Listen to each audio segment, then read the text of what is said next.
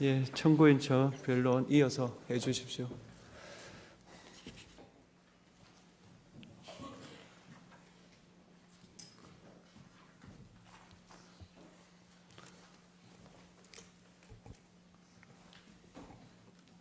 네, 청구인 대리인 장승우 변호사입니다. 저는 이 사건 탄핵 소추 사유와는 살짝 비껴나서 피청구인이 오염시킨 헌법의 말에 대해서 말씀드리려고 합니다. 피청구인이 헌법에 대해 언급했던 말을 일별해 보면서 그가 얼마나 왜곡된 헌법 인식을 가지고 있었는가 하는 점을 살펴보겠습니다. 말은 같은 말을 사용하는 언어 공동체의 구성원들이 서로 소통하는 수단이자 생각을 담는 그릇이라고 합니다. 따라서 누군가가 사용하는 말이 그 말하고자 하는 대상을 제대로 담아내지 못하고 엉뚱한 의미로, 심지어 정반대의 의미로 쓰인다면 더 이상 소통은 불가능할 것입니다. 만일 그 누군가가 권력자라면 개인과 개인 사이의 소통 단절에 그치는 것이 아니라 언어 공동체 전체가 큰 혼란을 겪게 될 것입니다. 피청구인은 자신이 당선된 지난 대선 시기에 자주 헌법을 이야기했습니다. 이번 대선은 반헌법적 세력과 헌법 수호 세력의 대결이라고 하면서 이 나라의 헌법을 지켜야겠다는 마음에서 대선에 나왔다라고 했습니다. 자신의 검찰총장 이력을 내세우면서 상식과 공정을 역설하기도 했습니다.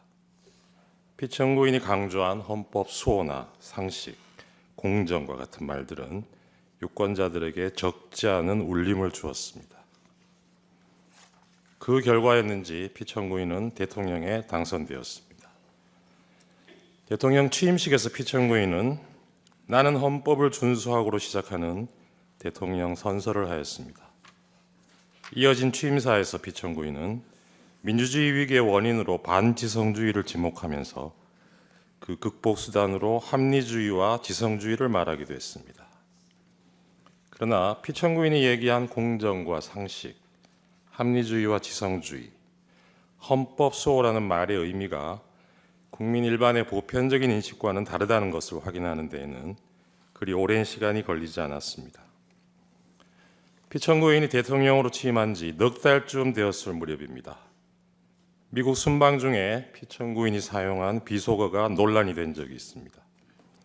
이후 대통령실은 그 논란을 집중 제기했던 특정 언론사 기자의 전용기 탑승을 배제하는 조치를 하였습니다. 이에 대해서 피청구인은 대통령의 헌법 수호 책임의 일환이라면서 부득이한 조치라고 했습니다. 헌법이 보장하는 언론의 자유를 탄압하면서 헌법 수호를 내세운 것입니다. 이후로도 피청구인의 반헌법적인 언사는 지속적으로 반복되었습니다.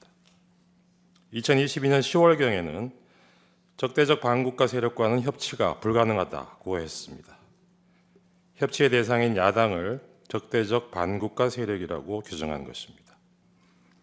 2023년 광복절 경축사에서도 우리 사회를 자유민주주의와 공산전체주의로 갈라진 분열적 상태로 규정하면서 사실상 진보적 시민사회와 야권을 싸잡아 반국가 세력, 공산전체주의 세력이라고 낙인 찍었습니다. 이후로도 정부나 대통령의 비판적인 세력을 자유민주주의에 반하는 것으로 보고 이들을 척결 대상으로 삼겠다는 피청구인의 인식은 갈수록 강고해졌고 그의 언어는 더욱 강팍해졌습니다. 피청구인의 이러한 언행에 민심이 등을 돌린 것은 당연한 일이었습니다. 2024년 4월 총선에서 국민들은 피청구인의 독단적인 국정 운영에 대해 냉엄한 심판을 하였습니다. 그러나 그러한 총선 결과를 받아들고도 비판 세력에 대한 피청구인의 태도는 달라지지 않았습니다. 오히려 선거 결과를 부정선거의 탓으로 돌리려는 망상을 키워온 것으로 보입니다. 피청구인은 급기야 종북 반국가 세력을 척결하겠다면서 45년 만에 비상계엄을 감행하기에 이르렀습니다. 12.3 그날 대국민 담화를 필두로 피청구인은 일련의 어지러운 말들을 쏟아냈습니다. 그날 밤 담화문에서 피청구인은 야당의 입법 독재가 헌정 질서를 짓밟고 있다고 했고 내란을 획책하는 명백한 반국가 행위라고 규정했습니다. 국회는 범죄자 집단의 소굴이 되었고 자유민주주의 체제를 붕괴시키는 괴물이 되었다고 했습니다. 그러면서 폐악질을 일삼은 만국의 원흉, 파렴치한 종북 반국가 세력들을 일거에 척결하고 자유헌정 질서를 지키기 위해 비상계엄을 선포한다고 했습니다.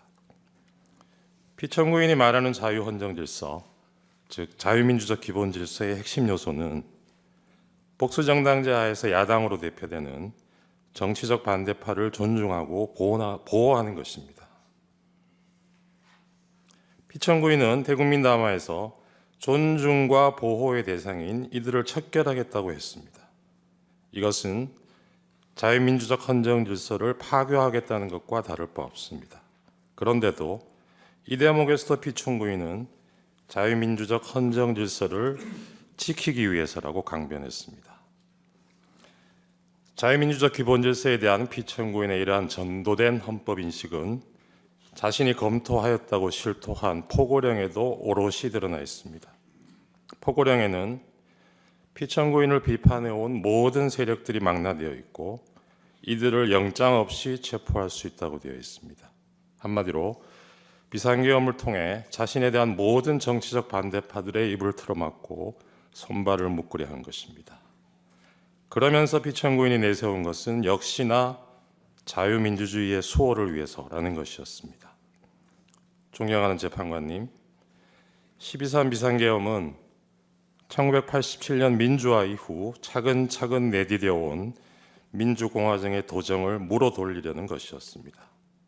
무모하지만 위험천만한 도발이었습니다.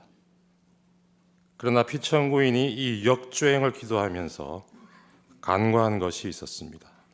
그것은 바로 우리 국민들이 온몸으로 저항의 민주주의를 지켜내는 과정에서 체득하고 어느새 DNA에까지 각인된 우리가 주권자라는 시민의식이었습니다. 피청구인이 내팽개친 헌법 수호자로서의 책임을 국민들이 자임하고 나섰던 것입니다. 비상계엄 선포 직후 권력자의 헌정 파괴 시도를 저지하기 위해 많은 시민들이 국회로 달려왔습니다. 그 모습은 대한민국의 주권은 국민에게 있고 모든 권력은 국민으로부터 나온다는 헌법 제1조가 현실에서 작동하는 것을 확인시켜주는 감동적인 장면이었습니다. 이날 우리는 살아 숨쉬는 헌법의 실체를 온몸으로 느끼는 실로 역사적인 체험을 한 것입니다. 이러한 경험은 앞으로 설령 독재를 꿈꾸는 또 다른 몽상가의 또 다른 헌법 파괴 시도가 있더라도 그로부터 민주공화국을 지켜내는 원동력이 될 것이라 믿습니다. 탄핵 결정이 나온 후에 우리 사회가 분열과 혼란을 겪을 것이라고 걱정하는 사람들이 적지 않습니다.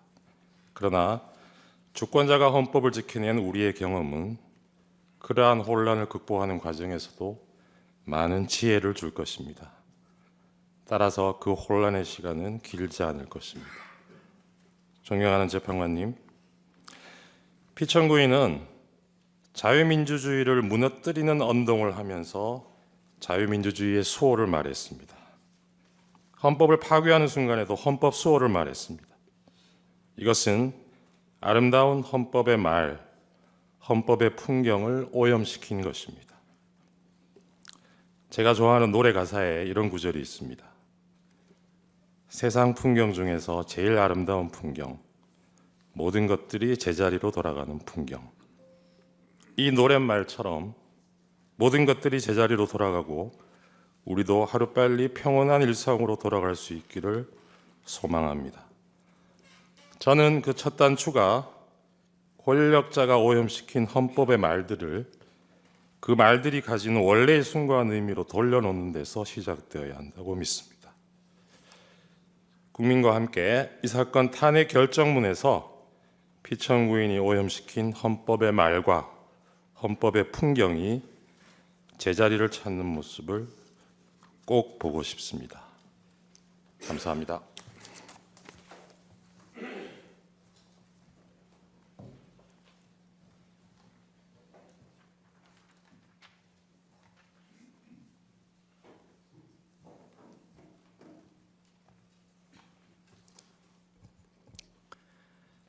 안녕하십니까. 청구인 측 대리인 김진환 변호사입니다. 저는 헌법재판소 그리고 2025년 우리 시민들에게 필요한 진실과 용기라는 주제로 말씀드리려고 합니다. 헌법재판소는 대한민국의 헌법 질서를 지키는 최후의 보루입니다. 하지만 권력자나 다른 국가기관을 압도할 수 있는 힘을 갖고 있지 못합니다.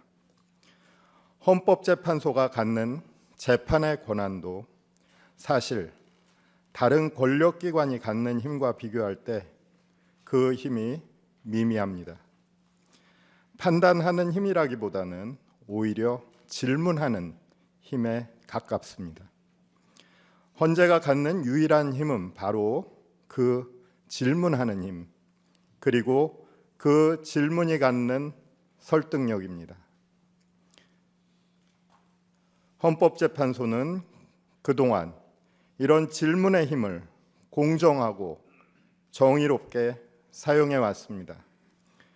그 덕분에 우리 사회는 한 걸음 더 성장할 수 있었습니다. 우리의 민주주의가 성숙하게 된 데에 기여한 수많은 요인 중 헌법재판소의 업적을 빼놓을 수는 없습니다. 40년도 되지 않는 길지 않는 역사를 가진 헌법재판소는 대한민국 공동체가 나아가고 민주주의에 대한 신뢰를 굳건히 하는 나침반과 안전판의 역할을 수행해 왔습니다.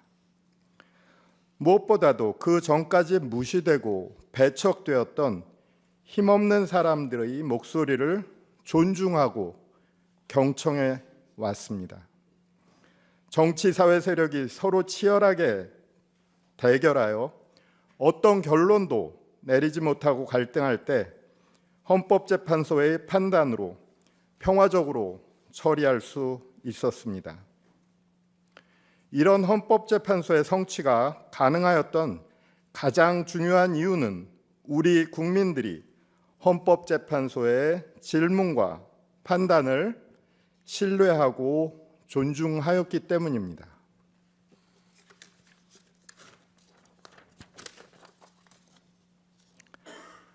광장에서 충돌과 대립이 벌어지고 있습니다. 피청구인의 위헌적 행위를 옹호하는 일부 정치 세력과 사회 세력들이 헌법을 부정하며 헌법재판소를 흔들고 있습니다. 앞장서서 헌법 질서를 존중해야 할 정치인들이 오히려 헌법재판소에 대한 불신을 선동하고 있습니다. 자신들의 정치적 이익을 달성하기 위한 도구로 삼고자 헌법재판소의 위기를 부추기는 것입니다. 정치 세력들에게, 정치인들에게 헌법재판소를 흔드는 행위를 중단할 것을 호소드립니다. 헌법재판소가 우리 사회에 던지는 질문에 공감하지 않더라도, 그래서 질문의 내용을 비판하더라도 질문하는 재판관들이 편향된 사람이라고 선동해서는 안 됩니다. 그것은 자신들의 편견 가득한 이념틀로 재판관들의 생각과 양심을 함부로 규정짓는 행위이며 헌법재판소에 질문하는 입을 폭력의 손으로 틀어막는 행위입니다.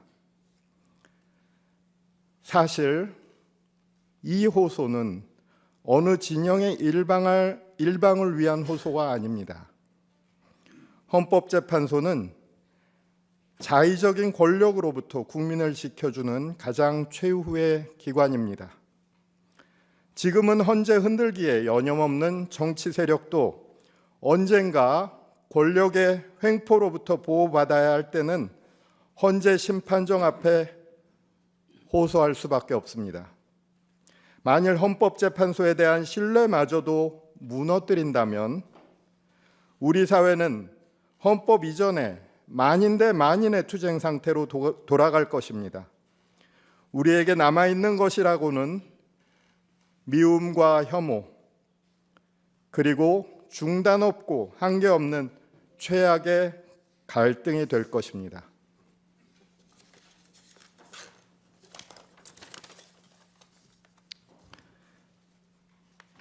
(2025년) 우리에게 필요한 진실과 용기에 관하여 말씀드리겠습니다.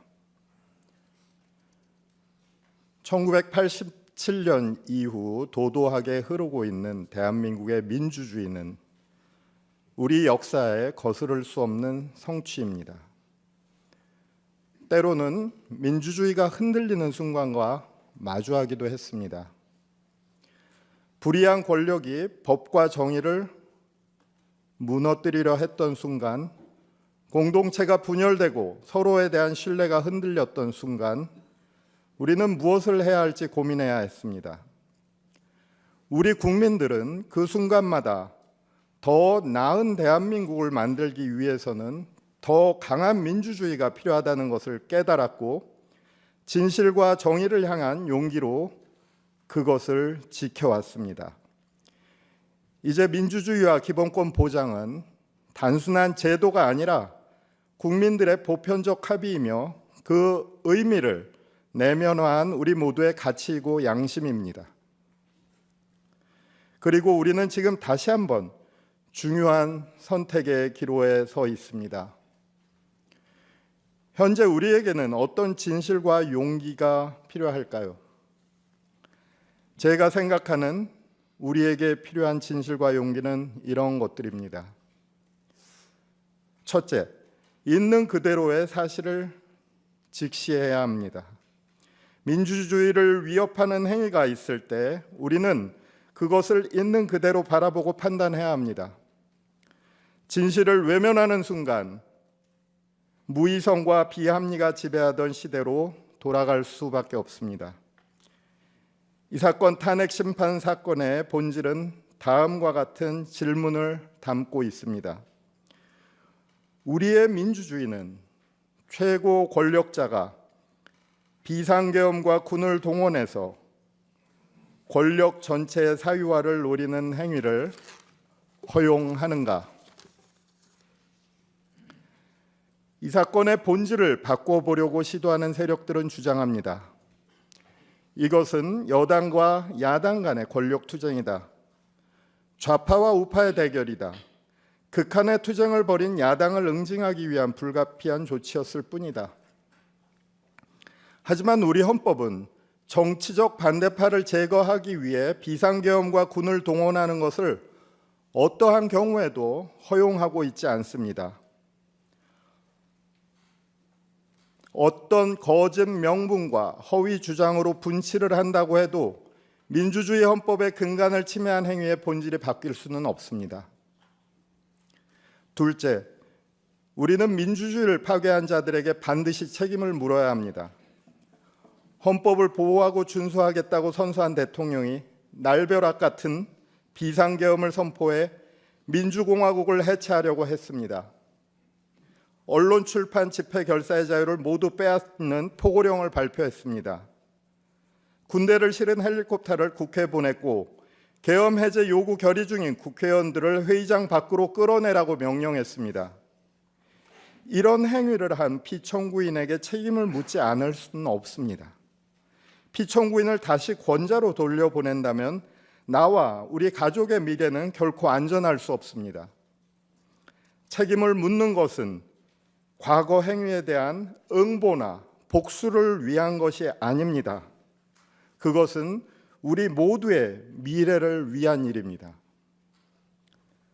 셋째, 우리는 모두를 서로 신뢰해야 합니다. 불신과 분열은 우리를 가장 쉽게 무너뜨립니다. 우리는 역사 속에서 함께 나아갈 때 더 강해진다는 것을 배웠습니다. 우리를 갈라놓으려는 거짓 선동과 거짓말들을 이겨내고 민주주의를 지키기 위해 손을 잡아야 합니다.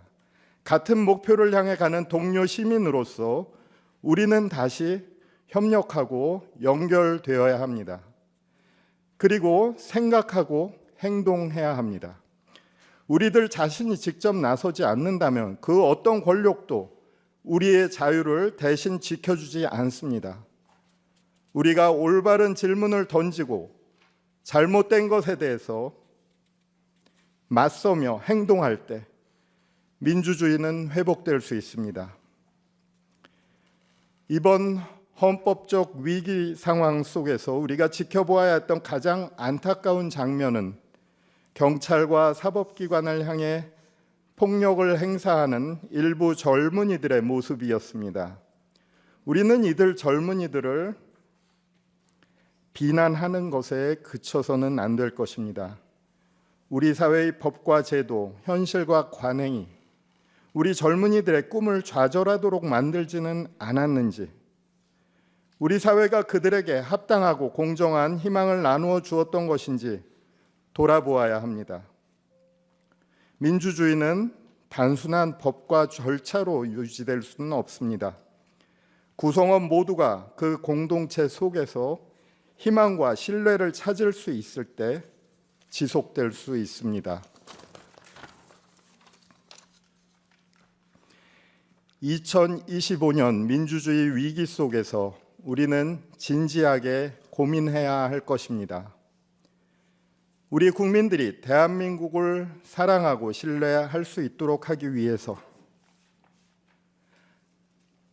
영화의 제목처럼 한국이 싫어서 한국을 떠나가지 않도록 하기 위해서 우리는 과연 어떤 나라를 만들어야 할 것인가에 관하여서 말입니다. 결론입니다.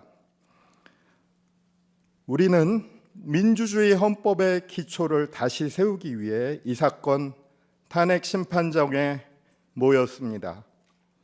저희 국회 대리인단 모두는 확신합니다. 헌법재판소 재판부가 조만간 내려주실 판단은 우리의 민주주의를 더욱 강하게 만들 것입니다. 그리고 우리 국민들은 그 판단 속에서 희망을 발견하고 대한민국에 대한 신뢰를 일구어 나갈 수 있을 것입니다. 이제 헌법재판소가 결단해야 할 시간입니다. 우리 대리인단 모두는 숨죽여 헌법재판소의 판단을 기다리겠습니다. 그리고 국민들과 함께 간절한 마음으로 헌법재판소의 정의로운 판단을 기도하고 염원하겠습니다. 감사합니다.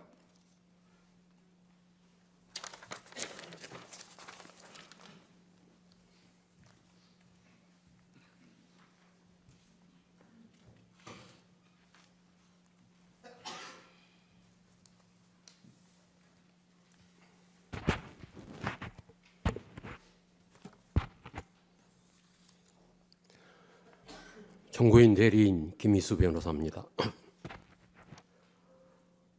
헌법재판소가 힘들고 어려운 여건 속에서 당사자 쌍방의 공평한 기회를 보장하고 법이 정한 절차와 헌법재판소가 확립한 선례에 따라 오늘 2회의 변론 준비 기일과 11회의 변론 기일을 진행해 주신 데 대해 먼저 경의를 표합니다. 이 기회를 통해 국회 소추 대리인단은 피청구인에 대한 파면 사유와 필요성을 충분하게 주장하고 소명 입증할 수 있었습니다. 감사합니다. 오늘 저는 신뢰와 헌법, 신뢰와 대통령에 관하여 말씀드리려고 합니다. 공자의 제자 자공이 스승에게 정치에서 무엇이 중요한지 물었습니다. 공자는 대답하였습니다. 식량을 풍족하게 하는 것, 군비를 넉넉히 하는 것, 백성들이 믿도록 하는 것이다. 자공이 다시 물었습니다. 어쩔 수 없이 한 가지를 버려야 한다면 어느 것을 먼저 버려야 합니까? 군대를 버린다. 자공은 또다시 묻습니다. 또 한 가지를 버려야 한다면 어느 것을 버려야 합니까? 식량을 버린다. 예로부터 죽음은 모두에게 있는 것이지만 백성들의 믿음이 없으면 나라는 존립하지 못한다. 논어의 안연편 제7절에 나오는 구절입니다. 우리 국민들에게 정치에서 무엇이 중요한지 묻는다면 어떤 대답이 나올지 궁금합니다.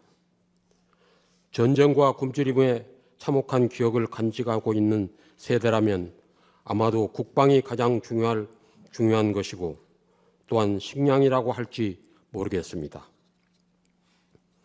그런데 공자가 살았던 BC 5세기 춘추 시대의 말기는 그야말로 굶주림과 전쟁이 끊임없이 이어졌던 시대였습니다. 그 혼란의 시대에서 공자가 통찰한 정치의 근본은 백성의 믿음이 없으면 나라는 설 수 없다는 것이었습니다. 그 통찰은 오늘날의 시대에도 그대로 적용됩니다. 국민의 믿음, 신뢰가 없으면 나라가 설 수 없습니다. 어느 정권이나 실수와 잘못은 있기 마련입니다. 중요한 것은 잘못을 줄이려는 노력, 그리고 실정이 발생했을 때 이를 인정하고 원인을 분석하여 같은 잘못을 되풀이하지 않도록 노력하는 자세입니다. 그러한 태도가 국민의 공감을 불러일으킬 때 신뢰는 유지될 수 있을 것입니다. 피청구인은 실패와 실정을 인정하지 않았습니다. 인정하지 않았으므로 사과도 없었습니다. 모든 잘못을 야당과 전 정권에 대한 책임 전가로 일관하였습니다. 어느덧 피청구인의 주변에서는 아집, 불통, 격노란 말들이 흘러나왔습니다. 특히 그의 인사권 행사는 최악이었습니다. 인권을 보호해야 할 기관에 인권을 가장 무시하는 인물을 임명하였고, 청렴과 국민 권익을 보호해야 할 기관에는 권력을 남용하는 인물을, 권력을 감시해야 할 기관에는 권력에 아부하는 인사를 거리낌 없이 임명하였습니다. 배우자에 대한 의혹은 피청구인이 가장 큰 리스크였다고 할 수 있습니다. 국정에 밀착해 적극 개입한다는 말들이 정권 초부터 지속적으로 나오고 있었습니다.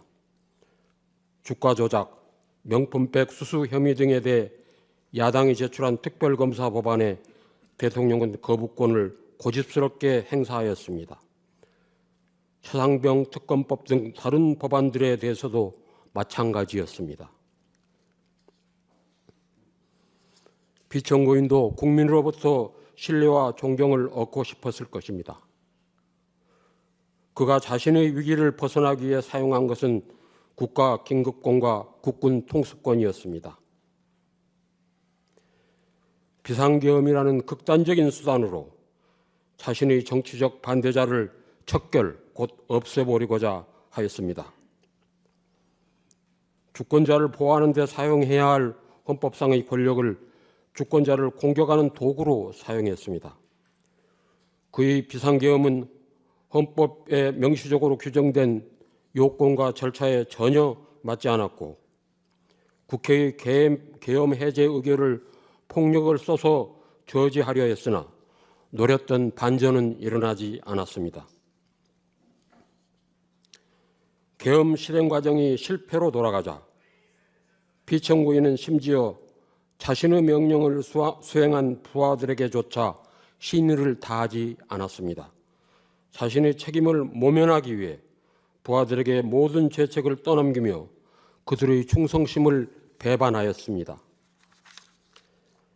이러한 피청구인이 국민으로부터 신뢰와 존경을 얻으려 했다면 참으로 아이러니한 일입니다.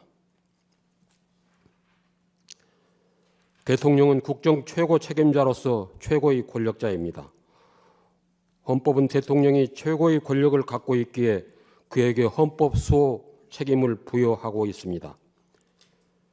대통령이 취임식에서 헌법을 준수하겠다는 선서를 하는 순간은 취임식의 하이라이트이며 가장 엄숙한 시간입니다. 헌법을 수호하고 준수하겠다는 것은 국민들과 대통령과의 약속이므로 그 약속을 지키는 것이야말로 국민들로부터 신뢰를 받는 절대적 조건입니다. 피청구인이 위반한 헌법 규정과 원칙들은 민주주의 체제를 지키는 가장 중요한 것입니다. 그러므로 피청구인은 대통령으로서 헌법 수호의 책임을 다하지 못했다는 정도에 그치는 것이 아니라 적극적으로 헌법을 파괴하는 행위로까지 나아간 것입니다. 국민들이 부여한 신뢰를 최악의 방법으로 배신함으로써 민주공화국에 대한 반역 행위를 저지른 것입니다. 공자는 정치에 대한 신뢰가 없으면 나라가 존립하지 못한다고 강조하였습니다. 공자가 말한 정치에 대한 신뢰를 오늘날의 언어로 바꾸어 말한다면 헌법에 대한 신뢰, 민주주의에 대한 신뢰라고 말할 수 있습니다. 민주주의가 보호하는 것들은 특별한 것들이 아닙니다. 상식적이고 평범한 것들입니다. 민주공화국, 인간으로서의 존엄과 가치, 법 앞의 평등, 양심의 자유, 언론 출판의 자유, 집회 결사의 자유, 학문과 예술의 자유, 보통 평등 직접 비밀 선거의 원칙 같은 것들입니다. 헌법에는 민주주의가 보호하는 이런 원칙들, 평범하지만 소중한 권리들이 적혀 있습니다. 이들은 우리 일상에서 상식적이고 평범한 것들이지만 결코 당연한 것은 아니었습니다. 이 평범한 민주주의 가치를 지키기 위해서 많은 사람들이 목숨을 걸어야 했고 피를 흘려야 했습니다. 자신의 삶을 걸고 싸워온 이 가치는 그대로 미래로 이어져 가야 합니다. 역사는 우리에게 경고합니다. 민주주의는 스스로 지키지 않을 때 왜곡되고 훼손되며 결국 무너지고 맙니다. 우리의 평범하고도 소중한 일상을 지키기 위해서 우리는 민주주의자, 곧 깨어있는 민주시민이 되어야 합니다. 작년 12월 3일 피청구인은 비상계엄을 선포함으로써 이 모든 원칙과 권리들을 무너뜨리려고 했습니다. 평화로운 일상이 습격당한 그 순간에 우리는 민주공화국 최고의 권력이 오히려 민주주의와 헌법의 가장 큰 적이 될 수 있음을 확인할 수 있었습니다. 야당을 괴물로 민주주의 적이라고 규정한 피청구인이 스스로가 괴물이고 민주주의 적이라는 정체를 드러내는 것이었습니다. 피청구인 행위는 단지 자신에 대한 신뢰를 추락시킨 것만이 아닙니다. 그것은 민주주의와 헌법 그리고 국민들의 평화로운 일상에 대한 신뢰 모두를 흔들어 놓았습니다. 이제 공동체의 상식과 보편적인 원칙 그리고 정치와 헌법에 대한 신뢰를 회복해야 합니다. 이는 어느 정파를 지지하거나 반대해서가 아닙니다. 오로지 대한민국이라는 민주주의 공동체를 위해서입니다. 헌법이 무너진 현실 속에서 시민들이 헌법전을 찾아 읽고 필사까지 하고 있다고 합니다. 헌법조문을 읽고 필사하며 슬픔과 좌절감을 느끼는 경우도 있지 않을까 걱정스럽기도 합니다. 하지만 지금이야말로 시민들이 민주주의와 헌법을 그 합당한 깊이에서 제대로 이해할 수 있는 축복의 시간이 될 수 있습니다. 대한민국 미래의 희망을 볼 수 있기 때문입니다. 헌법의 작동을 이해하는 시민들이 많아질수록 우리의 평화롭고 아름다운 일상이 유린되는 일은 생기지 않을 것입니다. 존경하는 재판관님, 오늘 우리가 이 자리에 모인 이유는 바로 민주주의와 대한민국의 가치를 침해한 권력자에 대한 탄핵 심판을 위해서입니다. 그에 대한 검증은 끝났습니다. 사람에게 충성하지 않는, 하지만 충성만을 받고자 했던 인물, 상식을 뛰어넘는 언동으로 일방통행만을 일삼았던 인물, 손에 왕자를 새기고 나타난 인물, 대규모 군사 퍼레이드를 즐기며 역대 독재자 대통령들을 찬양한 인물, 헌법을 준수하거나 소화하기는커녕 파괴한 인물, 그가 대통령이 된 후 부끄러움은 온전히 국민의 몫이 되었습니다. 본 대리인은 감히 말씀드립니다. 지금 우리는 대한민국 민주 헌정사에 있어서 최대의 고비인 지점을 지나가고 있습니다.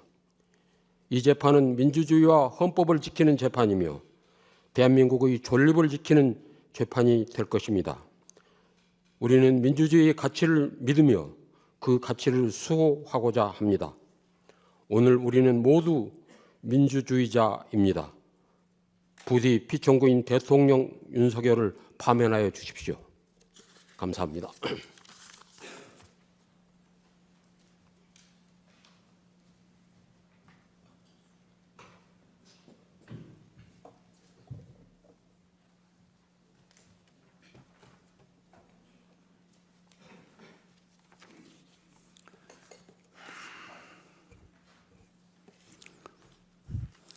정구인의 대리인 송두환입니다. 존경하는 헌법재판소 재판관님들께 이 탄핵 심판 사건에 관한 저희 소견을 말씀드릴 기회를 가지게 된 것을 큰 영광으로 생각합니다. 먼저 지극히 과중한 부담 속에서도 이 사건의 공정하고 신중한 심리에 매진해 오신 재판관님들께 깊은 경의를 표합니다. 피청구인이 지난해 12월 3일 돌연히 비상계엄을 선포함으로써 대한민국이 극심한 혼란과 갈등 상황에 처한 지 이제 84일이 되었습니다. 이 기간 동안의 일들을 돌아보면 참으로 착잡한 심정을 금할 수 없습니다. 피청구인의 계엄 선포 당일 우리 국민들이 느꼈던 황당함과 놀라움, 충격과 공포, 불안과 분노 등 지금도 그 느낌이 생생합니다. 그런데 그날 이후 이 사태에 대한 조사, 수사, 재판이 진행되는 과정에서 피청구인과 그 주변 일부 인사들이 그 당시 우리 모두 TV 생중계 화면으로 목도한 일들까지 부인하며 상식에 반하는 궤변과 책임 회피의 태도로 일관하고 있는 것을 보면서 우리 국민들은 또 다른 고통을 경험하고 있는 것이 현재의 상황입니다. 피청구인이 이른바 친위 쿠데타의 형태로 내란 행위를 벌인 것에 대해서 그 사실관계를 파악하고 그에 합당한 헌법적 대응을 하고자 하는 것이 바로 이 탄핵 심판입니다. 그런데 피청구인의 일련의 내란 행위, 그 사실관계와 성격은 기실 매우 단순하고 매우 명확합니다. 헌법 제77조 제1항에서 말하는 전시사변 또는 이에 준하는 국가의 비상사태도 아니었고 병력으로서 군사상 필요에 응하거나 공공의 안녕질서를 유지할 필요가 있을 때도 아닌 것이 객관적으로 명백한 상태에서 피청구인이 지극히 주관적인 판단 그리고 도저히 동의할 수 없는 동기와 목적으로 느닷없이 비상계엄을 선포하고 그 과정에서 적법한 국무회의 심의 및 부서 등 절차를 갖추지도 않고 헌법 제77조 제4항에 따라서 지체 없이 국회 통과할 의무도 이행하지 않은 것은 물론 국회의 계엄 해제 요구 의결을 불가능하게 하기 위하여 국회의 활동 등 일체의 정치 활동을 금하는 내용의 계엄 포고령을 발령하고 국회의원의 국회 출입 통제 및 체포를 위한 병력을 출동시키는 등 일련의 내란 행위를 함으로써 헌법과 법률을 위배했다는 사실은 이 탄핵 심판 사건에서의 증거조사 그리고 그와 관련된 수사 및 조사 과정에서 이미 명백하게 드러났습니다. 이 부분은 저희들이 여러 증거도 제출한 바가 있어서 이 점에 관하여는 더 이상 중복하여 말씀드리지 않겠습니다. 다만 이 사건을 우리가 어떤 시각으로 바라볼 것인지 그 성격을 어떻게 규정해서 어떤 헌법적 대응을 할 것인지에 관한 의견을 말씀드리고자 합니다. 가장 먼저 이와 같은 피청구인의 행위에 있어서 그 위헌 위법의 정도, 위헌 위법의 중대성을 어떻게 평가할 것인지에 관한 것입니다. 이 점과 관련해서는 한 개의 질문 또는 의문이 떠오릅니다. 과연 이 사건에서의 위헌 위법보다 더 중대한 위헌 위법 사유가 과거이든 미래이든 있을 수 있겠는가 하는 것입니다. 2004년 노무현 대통령 탄핵 심판 사건에서의 탄핵소추 사유는 요컨대 기자회견에서 특정 정당을 지지한 대통령의 발언이 공무원의 정치적 중립 의무에 위반되는지 여부였고 2017년 대통령 박근혜 탄핵 심판 사건에서의 소추 사유는 어떤 특정 민간인의 국정 개입을 허용하고 권한을 남용한 행위가 대통령의 공익 실현 의무에 위배되는지 여부가 그 핵심이었습니다. 그에 비해서 이 사건의 소추 사유는 위헌 위법한 계엄령 선포 그리고 그 전후에 걸친 국회 선관위 침탈, 다수의 정치인, 법조인 등 체포, 구금, 시도 등 내란 행위에 관한 것입니다. 우리 형사법의 전 체계 내에서 가장 중한 법정형이 규정된 범죄가 내란죄라는 점을 굳이 상기하지 않더라도 헌법 법률 위반의 중대성 면에서 이 사건에 있어서의 위헌 위법성보다 더 무겁다고 평가할 사유는 과거에도 또 미래에도 있을 것이라고 상상하기가 어렵습니다. 나아가 대통령의 국법상 지위가 어떠한지 잠시 생각해 보겠습니다. 대통령은 국정의 최고 책임자, 헌법의 수호자이면서 국군 통수권자입니다. 이는 헌법 제66조 및 74조에서 명시하고 있습니다. 따라서 대통령은 이와 같은 엄중한 책무를 수행할 확고한 의사와 능력 그리고 자격을 갖추고 있을 것이 요구됩니다. 그리고 대통령의 어떤 공적인 행위에 대한 평가는 당연히 이러한 국법상 지위와 성격에 비추어서 행해져야 할 것입니다.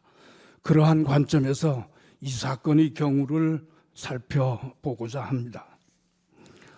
돌아보면 피청구인이 당초에 비상계엄을 선포할 때의 대국민 담화 내용부터 납득하기 어렵고 실은 매우 괴이적었습니다.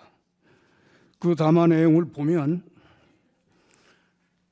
국회의 탄핵 남발 그리고 예산 삭감 등으로 국정 운용이 매우 어렵다라고 하는 설명을 하더니 그 어떤 다른 사정의 설명이나 주장도 없이 갑자기 종북 반국가 세력을 일거에 척결하기 위해서 계엄을 선포한다라고 선언을 했습니다. 이 대목은 피청구인이 그와 다른 정치적 견해를 가졌거나 또는 대통령이 국정 운영에 협조하지 않는 자는 그것만으로도 종북 반국가 세력으로 인식하고 있다는 것을 드러내고 있습니다. 한편 피청구인이 말하는 국정 운영의 어려움이라는 사정이 있다면 대통령으로서는 여야의 대립, 갈등, 국회와 정부의 불통 등이 그 원인인지를 살펴본 다음 무엇보다 먼저 국회 또는 여야당 정치 지도자들과의 대면, 대화, 설득, 협상 등 노력을 시도하는 것이 필요할 것입니다. 그리고 이러한 경우의 필요에 대비하여 헌법은 제81조에서 대통령은 국회에 출석하여 발언하거나 서한으로 의견을 표시할 수 있다라는 규정까지 두고 있습니다. 그런데 피청구인은 이러한 노력은 전혀 하지 아니한 채 상대당과의 대화, 대면 등을 완강하게 거부하고 불타협의 자세를 완고히 유지하던 끝에 난데없이 비상계엄을 선포하는 동시에 병력을 국회에 출동시켰던 것입니다. 이는 피청구인이 국정의 최고 책임자 그리고 헌법의 수호자로서의 지위와 책무에 대한 인식을 하지 못하고 있다는 것을 여실히 보여주는 것입니다. 한편 피청구인은 적어도 지난해 봄 이후 정, 관, 군의 측근 인사들과 대화하면서 국정 운영의 어려움을 해소하는 방안으로 비상대권을 여러 차례 운유하였다는 것이 드러나고 있습니다.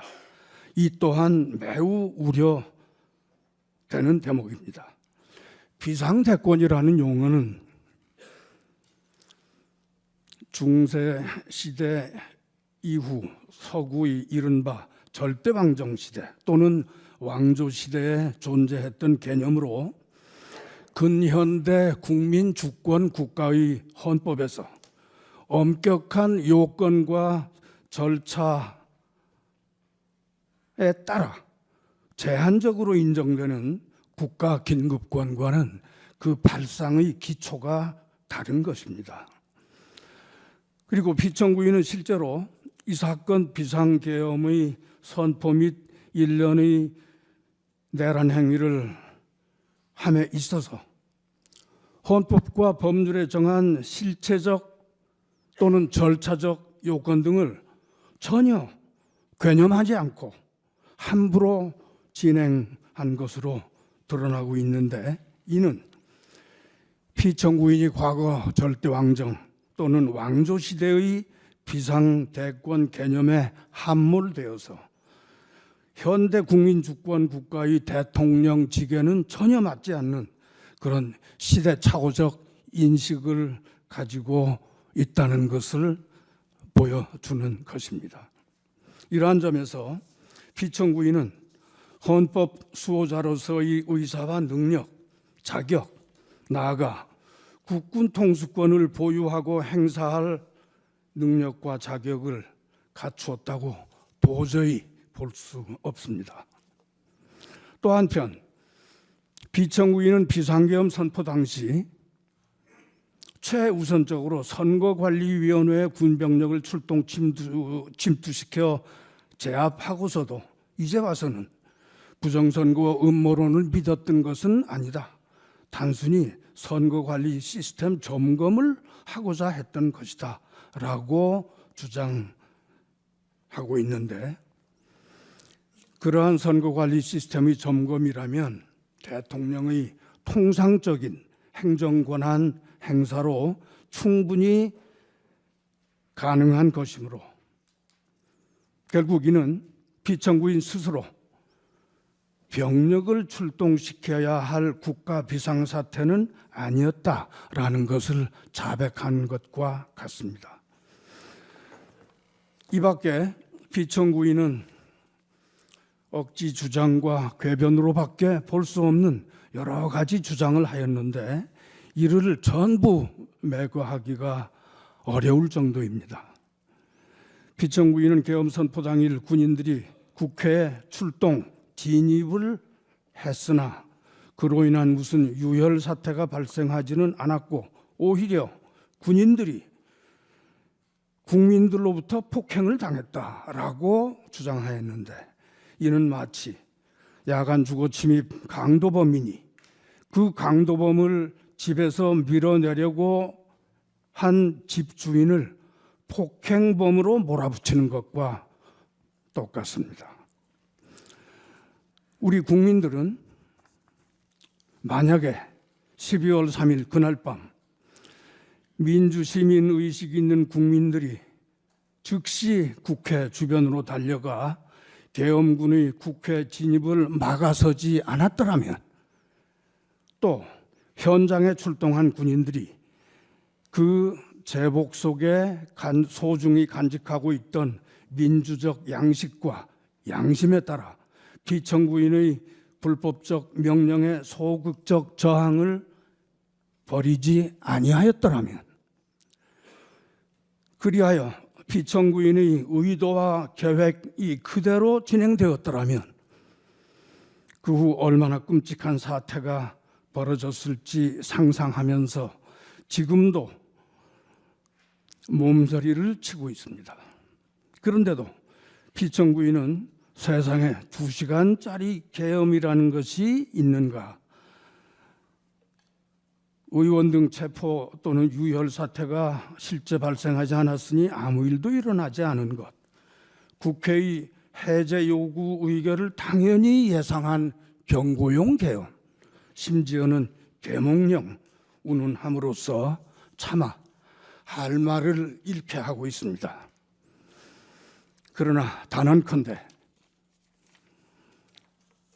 우리 국민들은 이 사건 비상계엄과 탄핵 심판의 전 과정을 비상한 관심으로 지켜보고 있습니다. 그리고 피청구인 측이 어떤 궤변을 농하더라도 그 허구성, 그 허위성을 간파할 능력이 있으며 따라서 그에 현혹되지 않을 것입니다. 피청구인이 국민 대다수의 바로 눈앞에서 위법한 만행을 펼쳐 보이고서 그 후에 억지 변명과 궤변으로 잘못을 덮을 수 있다고 생각한다면 그것은 우리 국민들의 의식 수준과 판단 능력을 얕잡아보는 오만함일 뿐입니다. 존경하는 헌법재판관님,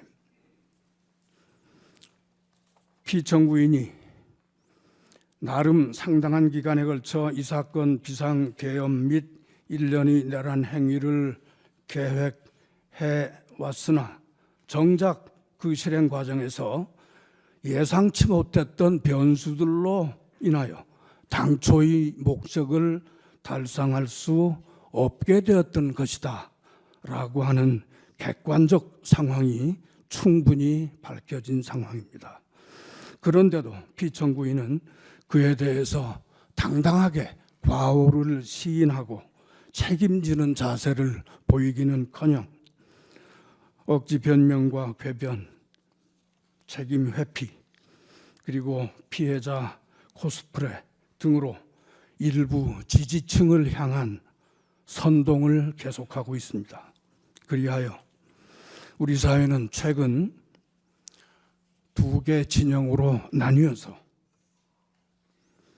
상대 진영에게 증오와 분노의 언어를 쏟아내고 있습니다.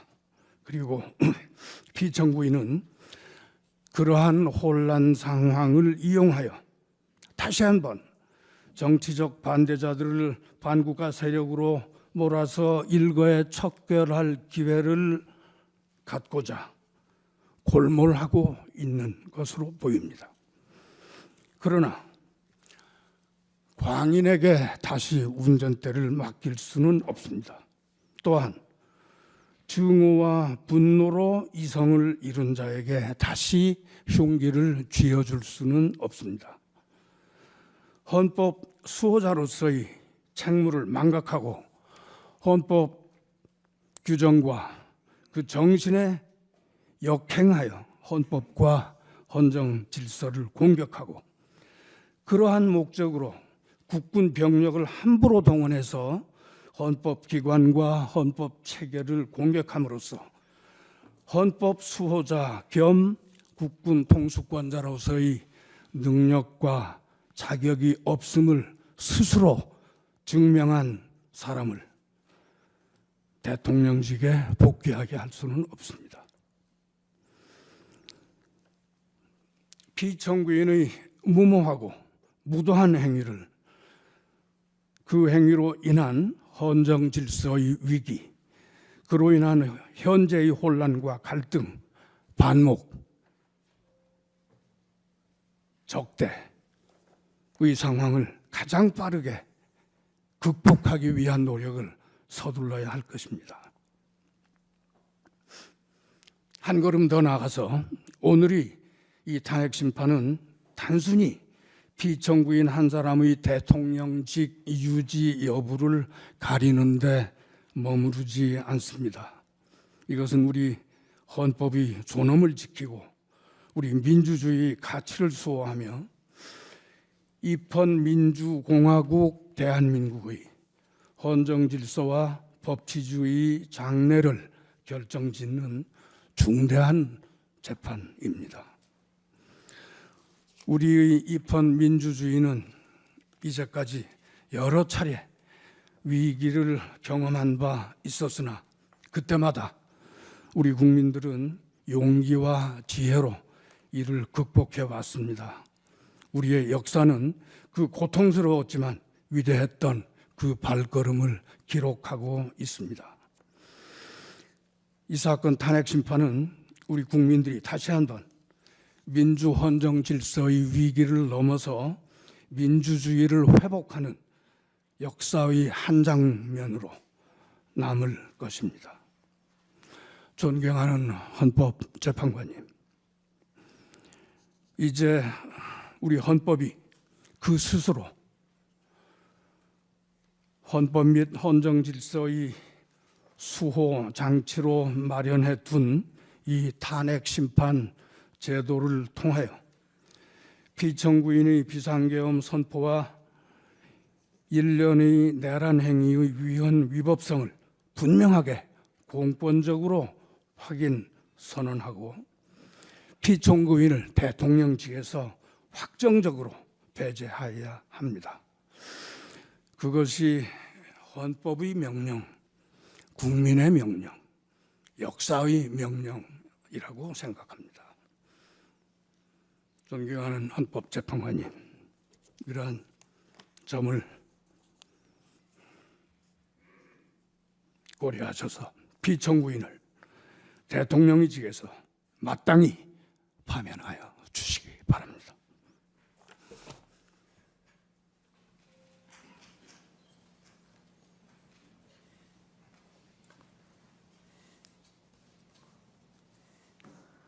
예, 피청구인 측에 우선 1시간 변론 기회를 드리겠습니다. 휴정 후에 1시간 더 드리겠습니다.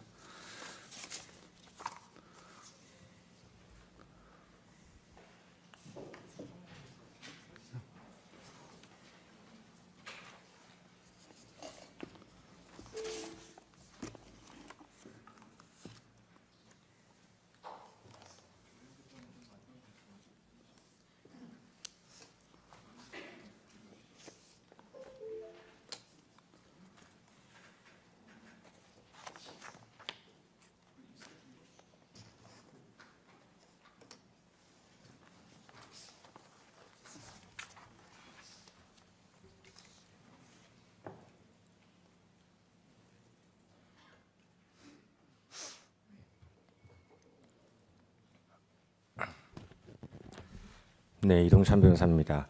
종합 의견을 대리인들이 주제별로 나누어 말씀드리겠습니다. 먼저 비상계엄 선포의 배경,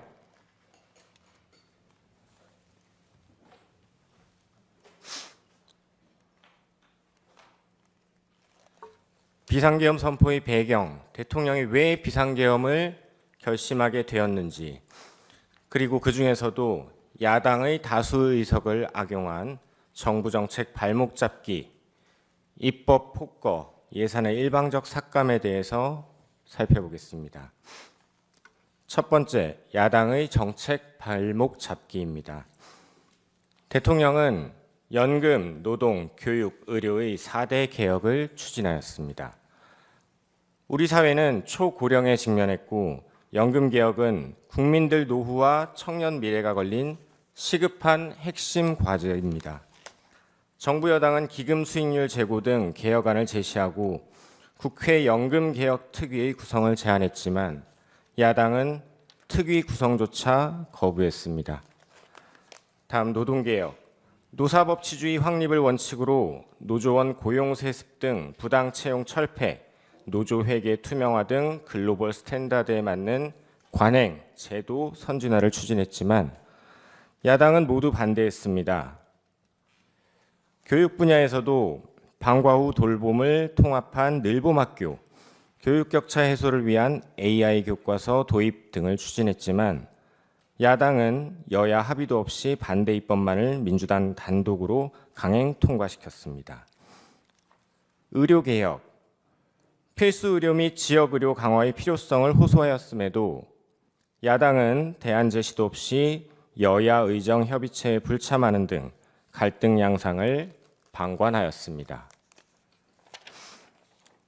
경제 분야에서 경제를 활성화시키고 성장 동력을 확충하기 위해 반도체 산업 지원 강화를 위한 특별법, 기업 밸류업 프로그램, 산업은행 부산 이전, 중대재해처벌법 실효성 강화 등에 필요한 정책 입법들을 추진했지만 모두 야당의 반대로 무산됐습니다. 민생 분야에서는 과도한 국민 부담을 완화하기 위한 상속증여세법 개정, 각종 부담금 폐지 등 민생 법안들을 추진했지만 역시 모두 야당의 반대로 무산되었습니다. 그리고 첨단 전략 산업의 에너지 수급, 전력망 확충을 위해 반드시 필요한 첨단 에너지 3법 역시 추진했지만 야당의 반대에 가로막혔습니다. 중국 등 외국인의 간첩 행위를 처벌하기 위한 형법 개정을 추진했지만 이마저도 반대했습니다. 지방 소멸의 위기를 극복하고 지역 과학기술 산업의 발전을 통한 지역 경쟁력 강화를 추진했지만 모두 야당의 반대로 무산됐고 저출생 위기를 맞아 인구 전략기획부를 수립하고 신설하고 아이돌봄 지원을 확대하고자 했지만 역시 야당의 반대로 무산됐습니다. 다음 입법 폭거입니다. 법률 제정과 예산안 심의에 관한 권한은 국회에 있고 국회의 의사는 다수결에 따라 결정됩니다. 하지만 국회의 입법, 예산에 관한 이러한 권한에도 한계가 있습니다. 그것은 다름 아닌 헌법입니다. 즉, 국회의 법률 제정, 예산안 심의는 국민주권주의와 기본권 보장, 즉 헌법이 보장하는 국민의 기본권을 침해하는 법률을 제정할 수 없고 법치주의, 법률은 헌법에 따라야 하며 권력분립, 입법권으로 행정권, 사법권을 침해할 수 없습니다. 그리고 이 모든 헌법상의 원칙들은 단 하나를 위해 존재합니다. 바로 국민입니다. 입법, 예산 등 국회의 모든 활동은 국민 이익을 위해 이루어져야 하고 국민 이익에 반해서는 안 된다는 것입니다. 구체적으로 민주당이 어떻게 국민 이익에 반하는 입법, 예산을 자행했는지 살펴보겠습니다. 먼저 입법 폭거입니다. 야당은 22대 국회가 개원하자마자 2주 만에 이재명 대표를 지키기 위해 검찰과 사법부를 압박하는 셀프 방탄 보복법들을 통과시켰습니다. 그 밖에도 이재명 대표에 대해 이미 진행되고 있는 수사를 방해하는 특검법들, 도대체 누구를 위한 법들인지 하나라도 우리 국민들을 위한 법이라고 말할 수 있을지 모르겠습니다. 5천만 대한민국 국민 중 단 한 사람을 위한 법들이었습니다. 그뿐만이 아닙니다. 시장경제 질서를 무너뜨리고 노사 간 갈등을 격화시키고 노조로 방송을 장악하는 법들, 1인당 25만 원씩 퍼주겠다는 대표적인 포퓰리즘법, 자금 세탁을 조장하고 정부 예산은 발목 잡고 중국의 기술을 팔아넘기는 이 법들, 모두 그 위헌성이 크고 국익을 침해하는 법들임에도 야당은 계속 반복적으로 통과시켰습니다. 이에 대통령뿐만 아니라 한덕수 국무총리, 최상목 권한대행조차 거부할 수밖에 없었습니다. 다음 예산의 일방적 삭감에 대해 말씀드리겠습니다. 예산은 우리 국민들이 피땀으로 만든 돈입니다. 현재를 살아가는 우리 국민들, 우리 경제, 어려운 이웃, 대한민국의 미래, 우리 아이들을 위해 쓰여져야 합니다. 이와 같이 귀중한 예산을 우리 국민들을 위해 잘 쓰기 위해 대통령은 전국을 발로 뛰며 정책을 개발하고 그것으로 정부 편성 예산안이 마련되었습니다. 헌법 제54조에 따르면 예산안의 심의 확정권은 국회에 있지만 예산 편성권은 정부에 있습니다. 따라서 야당이 다수 의석을 악용하여 정부 여당과의 협의 없이 일방적으로 예산을 삭감, 단독 처리하는 것은 정부의 예산 편성권을 사실상 박탈하는 것이나 다름없습니다. 그런데 야당은 지난 12월 1일 정부의 핵심 예산을 4조 1천억 원 삭감, 단독 처리하였습니다. 헌정사상 초유의 일이었고 삭감한 예산들의 면면을 보면 경악을 금할 수 없습니다. 수사기관들의 수사에 필요한 예산을 전액 삭감하여 사회 안전을 위태롭게 했습니다. 중국과 북한으로부터 밀반입되어 학원가까지 퍼진 마약 수사를 어렵게 했습니다. 법무부, 감사원까지 보복성으로 예산을 대폭 삭감했습니다. 대통령 체포 구속에 조직의 명운을 걸고 범죄까지 저질렀던 공수처의 예산은 증액해 주었고 최근에는 민주당 의원이 공수처의 조직과 예산을 대폭 늘려주는 법안을 제출하기도 했습니다. 북한의 핵과 미사일, 대량 살상 무기에 대응하는 핵심 국방 예산을 사실상 전액 삭감하여 안보를 위기에 빠뜨렸습니다. 이는 우리 국민의 생명, 나아가 국가의 존립을 위태롭게 하는 이적 행위나 다름없습니다. 대왕고래 프로젝트 예산 사실상 전액 삭감, 산유국의 꿈이 물거품이 될 위기에 놓였습니다. 우리는 세계가 인정하는 원전 강국이고 원전 기술은 우리의 미래 먹거리 중 하나입니다. 그럼에도 불구하고 원전 수출의 필수적인 신기술 R&D 예산 90%를 삭감했습니다. 현재 세계 원전 시장의 70%는 중국과 러시아가 장악하고 있습니다. 최근 방통위의 경우 예산 삭감으로 소송비가 없어 글로벌 대기업을 상대로 과징금 부과도 못하고 있습니다. 유류비가 없어 차량 운행을 못하고 운영비도 없어 방문객에게 차 한 잔 못 내주고 있다고 합니다.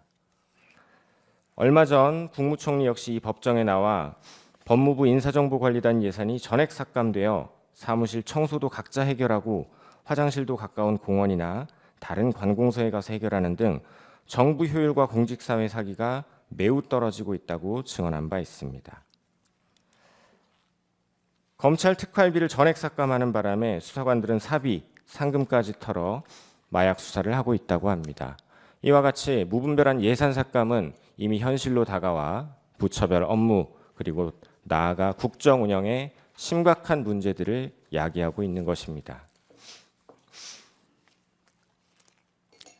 야당은 대통령 당선 후 취임 전부터 이미 대통령 탄핵을 추진해 왔습니다. 온갖 이재명 방탄법, 보복법, 위헌입법들을 자행하고 줄탄핵으로 일할 사람 모두 집에 보내고 대통령과 정부 여당이 추진하는 정책은 모조리 발목 잡고 예산은 일방적으로 삭감했습니다. 국정이 마비되지 않으면 오히려 이상할 정도였습니다. 홍장원의 수상한 메모나 곽종근의 오염된 진술, 병실 베드에 누워있는 조지호에 대한 수십 시간의 조사, 어쩌면 이런 것 따위는 필요 없었는지도 모르겠습니다.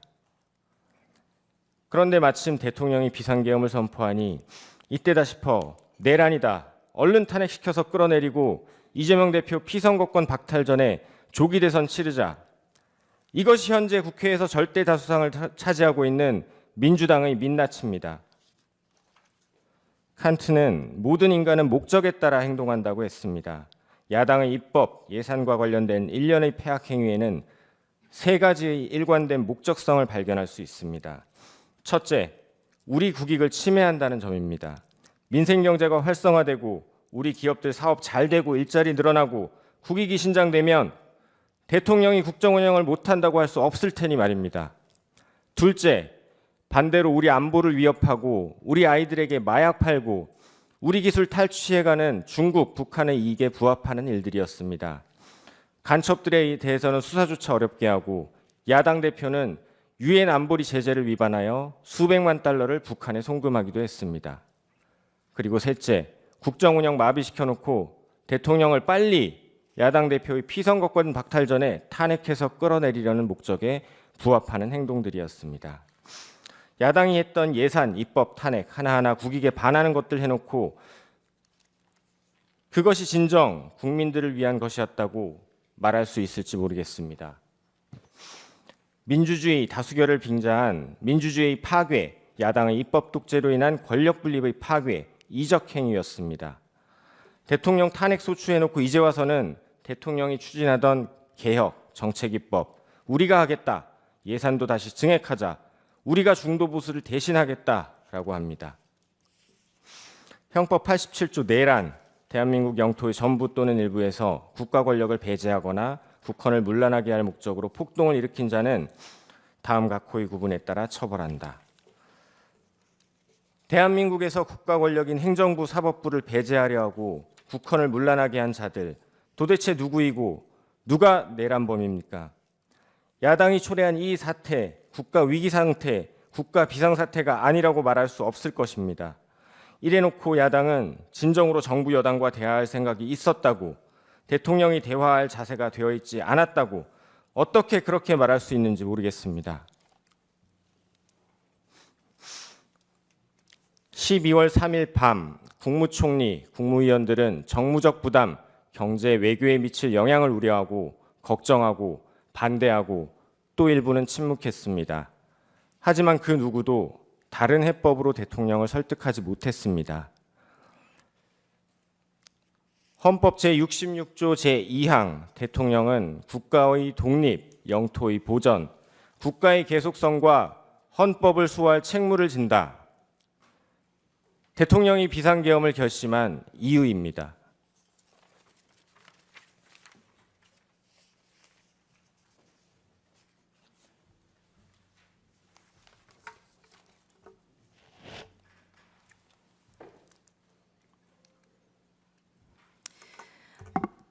저는 14개월 딸아이를 둔 아기 엄마입니다.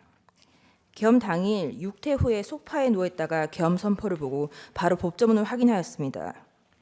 민주당이 다수당인데 금방 해제가 될 텐데, 대통령이 검사인데 그 사실을 모를 리 없을 텐데 도대체 이게 무슨 상황인가?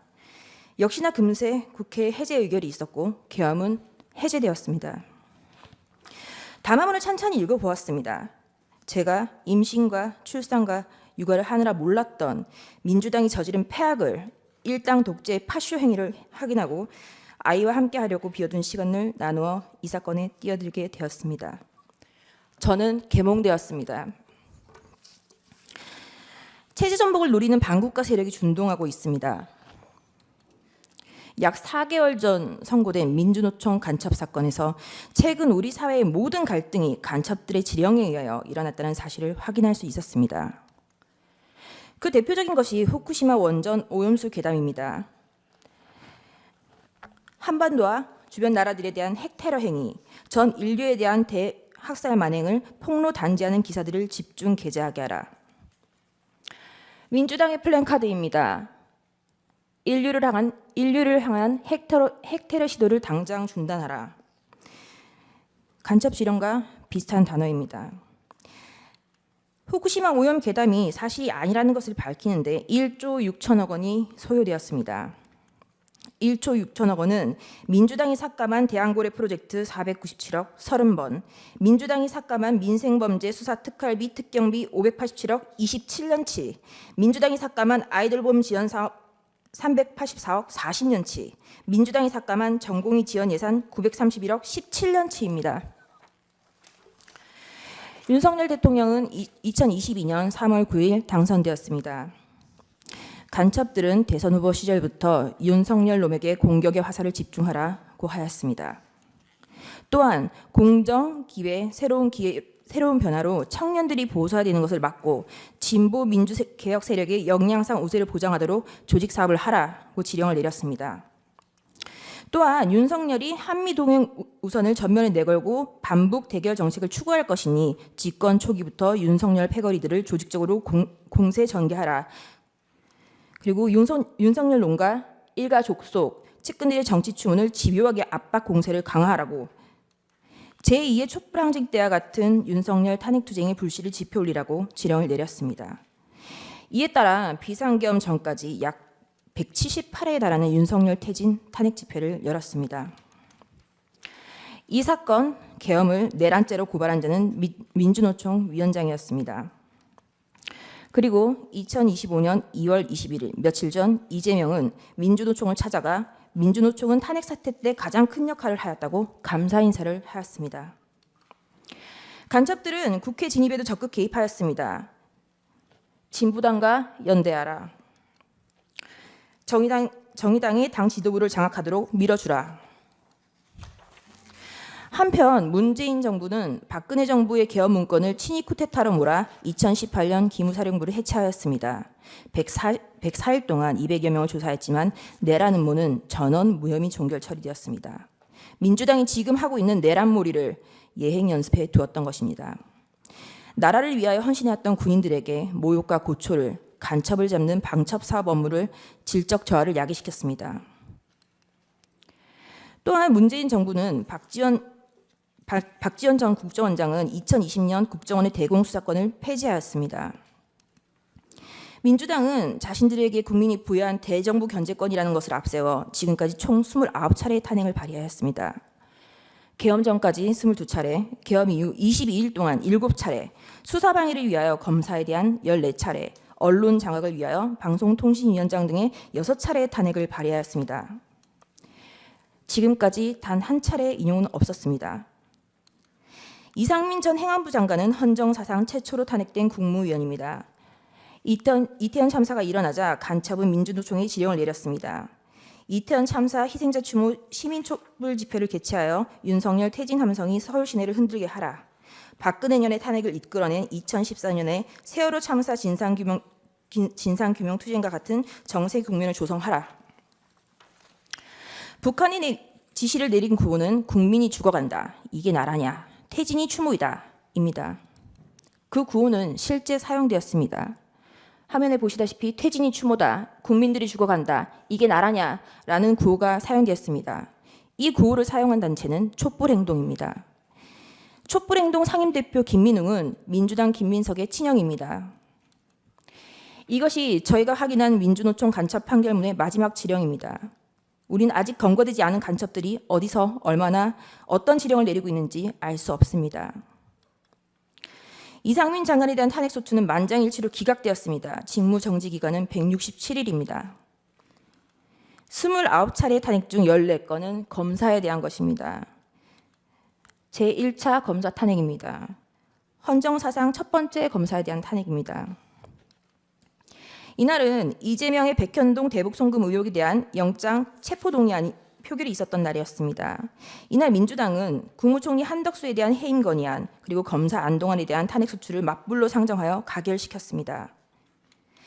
검사 안동환에 대한 탄핵은 기각되었고 직무정지 낸 기간은 251일입니다. 제2차 검사 탄핵, 검사 이몽석, 검사 손준성, 검사 이정섭, 검사 이희동, 그리고 제1차 방송통신위원장 이동관에 대한 탄핵을 23년 11월 9일 발의하였고 철회하였습니다. 이 중 검사 이정섭은 이재명에 대한 쌍방울 대북 송금 사건, 법화 유용 사건을 수사한 검사입니다. 2023년 12월 28일 제3차 검사 탄핵, 검사 손준성, 검사 이정섭에 대하여 그리고 이동관 방송통신위원장에 대하여 탄핵소추를 다시 발의하였습니다. 그리고 방송통신위원장 이동관에 대한 탄핵소추는 철회하였습니다. 그 철회 사유는 방송통신위원장에 대한 탄핵 사유를 검찰청법 위반으로 탄핵소추한다고 하여 황급히 철회한 것입니다. 이 탄핵소추안은 고민정 등 168인 등의 발의로 제출되었습니다. 민주당의 탄핵소추권은 이와 같이 사용되었습니다. 최소한 탄핵소추안을 쓰는 성의조차 없었던 것입니다. 그리고 그 다음 날 2023년 11월 29일 방송통신위원장 이동관에 대하여 세 번째 탄핵소추를 발의하였습니다. 이동관은 20일 사이에 3번이나 탄핵 발의를 당하였습니다. 탄핵이 가결되면 직무집행이 정지되어 방통위 업무가 마비되므로 이동관 방통위원장은 결국 사의를 표명하였습니다. 이와 같이 무성의한 장난 같은 탄핵소추 발의와 철회, 재발의에 대하여 국민의힘 소속 의원들은 국회의장들을 상대로 심의 표결권을 침해하였다며 권한쟁의 심판을 청구하였으나 각하했습니다. 결국 검사 손준성과 검사 이정섭에 대한 탄핵소추는 가결되었고 검사 이정섭에 대한 탄핵소추는 탄핵 사유 대다수가 직무와 무관, 특정되지 않아 전원일치 기각 결정이 내려졌습니다. 직무 정지 기간은 272일입니다. 제4차 방송통신위원장 탄핵 2024년 6월 27일 방송통신위원장 김홍일 탄핵소추 발의되자 자진 사퇴하였습니다. 제4차 검사 탄핵 2024년 7월 2일 검사 박상용, 검사 강백신, 검사 엄희준, 검사 김영철에 대하여 탄핵소추 발의가 있었습니다. 검사 강백신은 이재명에 대한 대장동 백현동 사건을 수사한 검사입니다. 검사 엄희준은 이재명에 대한 대장동 백현동 사건을 수사하고 이재명에 대한 구속영장 청구를 한 검사입니다. 검사 김영철은 민주당 전당대회 돈봉투 사건을 수사한 검사입니다. 검사 박상용은 쌍방울 대북송금 사건의 수사검사입니다. 검사 박상용의 탄핵소추 사유입니다. 민원인 대기실 바닥에 설사를 하고 벽에 대변을 발랐다. 이화영에 대하여 이 보이는 영상 녹화실에서 연어회와 종이컵에 소주를 따라주고 진술을 회유하였다. 이재명에 대한 대북송금이 표적수사라는 것, 그리고 그것이 탄핵소추 사유였습니다. 당연히 이화영의 주장은 항소심에서 모두 배척되었습니다. 2024년 7월 25일 제5차 방송통신위원장 직무대리 이상인에 대한 탄핵소추가 발의되었고 다음 날 사의를 표명하였습니다. 이진숙은 2024년 7월 30일 방송통신위원장에 취임을 하였고 그 다음 날 탄핵소추가 발의되었습니다. 단 이틀 일하였는데 헌재는 4대4로 기각을 하였고 직무정지 기간은 174일입니다. 문재인 정권의 사드 고위지원 및 2급 비밀을 중국에 유출한 간첩 행위를 감사하는 것을 표적 감사라고 민주당은 비난을 하였습니다. 그러다가 2024년 12월 2일 독립된 헌법기관인 감사원장에 대한 탄핵을 발의하였습니다.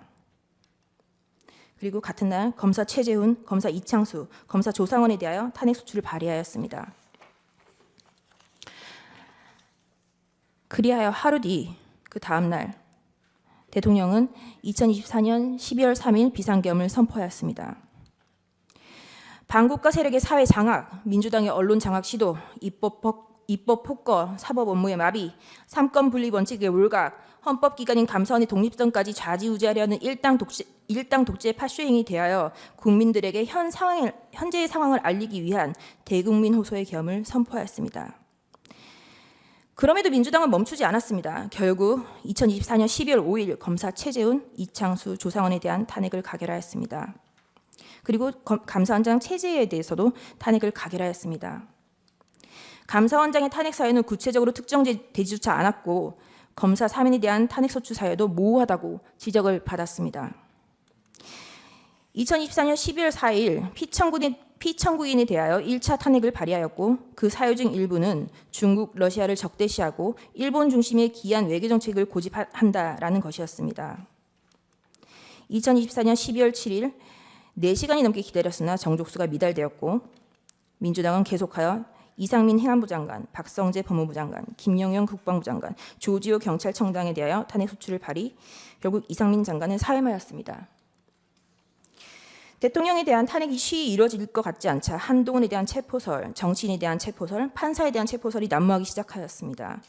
2024년 12월 12일 대통령에 대한 두 번째 탄핵 소추가 발의되었습니다. 그리고 체포설만 가지고 부족하자 2024년 12월 13일 김어준이 한동훈에 대한 사살설을 터뜨렸습니다. 우리는 모두 이 뉴스가 이제는 가짜인 것을 압니다.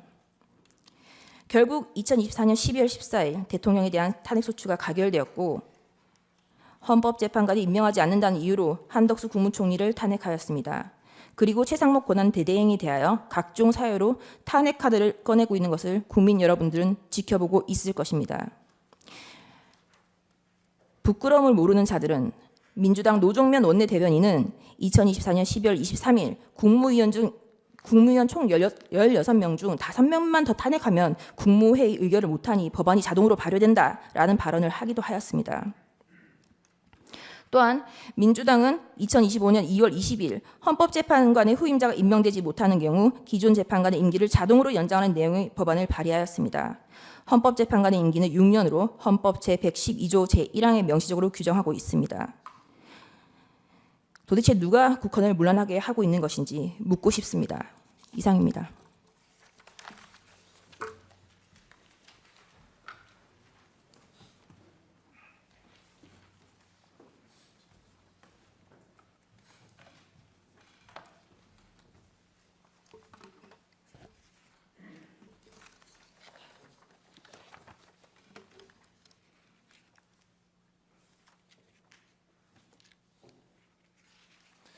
예, 대통령 담화문에서 나왔던 하이브리드 전 그와 관련해서 계엄 선포 상황을 국가 비상사태라고 판단한 것에 대해서 말씀을 드리겠습니다. 예, 계엄을 선포할 수 있는 상황으로 헌법 77조 1항과 계엄법 2조 2항의 전시, 사변 또는 이에 준하는 국가 비상상태로 규정하고 있습니다. 그래서 일반 국민들은 비상계엄을 선포할 수 있는 상황으로서 전시, 사변과 같이 전쟁이나 물리적 폭력이 발생한 경우만을 상정하기가 쉽습니다. 그러나 오늘날 헌정의 위기는 전쟁, 폭동과 같은 경성 위기뿐만 아니라 다양한 위기에서 연성 위기가 발생할 수 있습니다.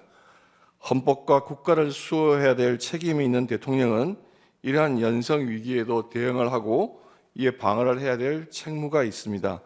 방금 두 변호인께서 자세히 설명해 주셨지만 비록 전시사변은 아닐지라도 헌법 헌정 질서가 중대한 위기에 와 있다고 하는 것은 익히 알 수가 있습니다.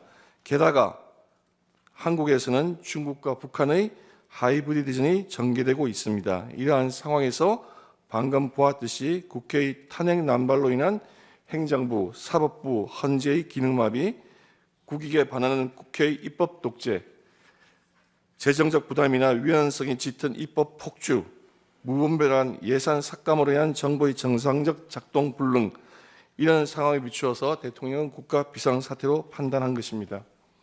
그러면 대통령께서 말씀하신 하이브리드전이 무엇인가에 대해서 한번 살펴보겠습니다. 하이브리드전은 정규전 이외의 비정규전, 테러, 심리전, 여론전, 인지전, 사이버전 등 동원 가능한 모든 수단을 전개 가능한 모든 영역에서 사용하여 치르는 전쟁을 말합니다. 이러한 하이브리드전은 재래식 전력과 경제력이 떨어지는 사회주의 국가나 일당 독재 국가들이 서구 진영의 자유민주주의 국가들을 상대로 하여 펼치고 있습니다.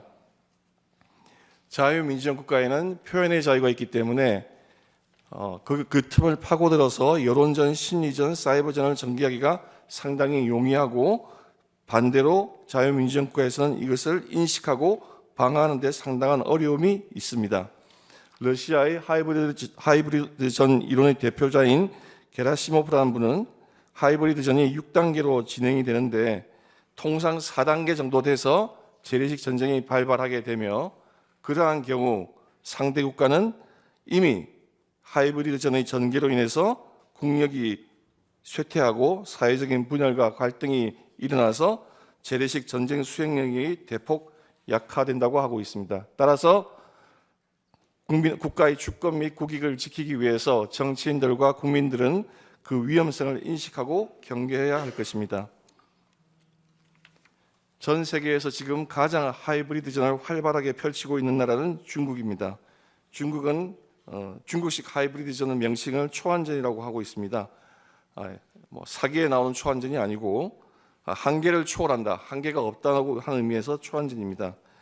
지금 중국이 세계 여러 나라에서 펼치고 있는 이러한 하이브리드 전의 정치적 영향력 공작을 살펴보면 그들이 한국에서도 어떠한 일을 하고 있으리라는 것을 예상할 수 있으므로 한번 그 사례를 살펴보겠습니다. 중국은 2019년 및 2021년 캐나다 총선에 계획을 해서 최소 11명 이상의 친중 후보를 당선시켰습니다.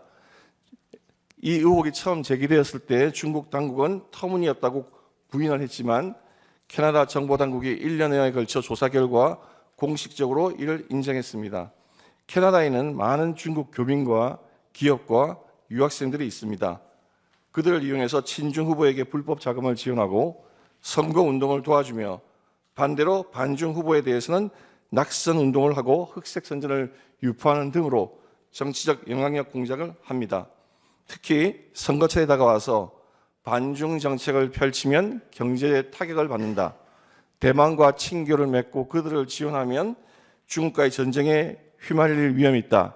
이런 식으로 경제적, 안보적 측면에서의 불안감을 퍼뜨립니다. 소위 평론가 언론을 통해서 그러한 여론전, 심리전을 전개를 합니다. 한국에서도 흔히 볼 수 있는 형태의 여론전입니다. 그 외에 중국은 2020년 호주 선거에도 개입했습니다. 호주에 광산업이 큰 이권이 있기 때문에 호주에 진출한 중국 기업들에게 유리한 지위를 주기 위해서 총선에 개입을 했고 대만 선거에는 물론 개입을 하고 있습니다.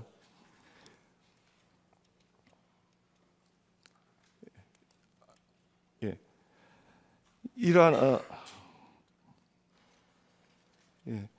중국의 시진핑은 2017년 트럼프 대통령을 만나서 한국은 과거 중국의 일부였다라고 하는 인식을 표명한 바가 있습니다. 그만큼 한국에 대해서 영향력을 행사하려고 하는 그 마음이 크다고 하는 것을 우리가 쉽게 알 수가 있습니다. 한국은 중국이 하이브리드전을 전개하기에 최적의 환경을 갖추고 있습니다. 정치인과 일반 국민들이 이 부분에 대해서 경각심이 거의 없습니다. 2024년 기준으로 한국에 있는 제한 외국인의 37%인 96만 명 정도가 중국인입니다. 또한 민주당의 민주연구원과 중국 공산당의 중앙당교는 교류 협약을 맺어서 친분이 있습니다. 문재인 대통령은 중국을 방문하여서 시진핑의 중국몽과 함께 하겠다고 하여서 중국의 1대1로 정책에 찬동 의지를 표명하였고 이재명 대표 역시 주한 친중 대사를 만나서 굉장히 친중 성향을 드러낸 바가 있습니다.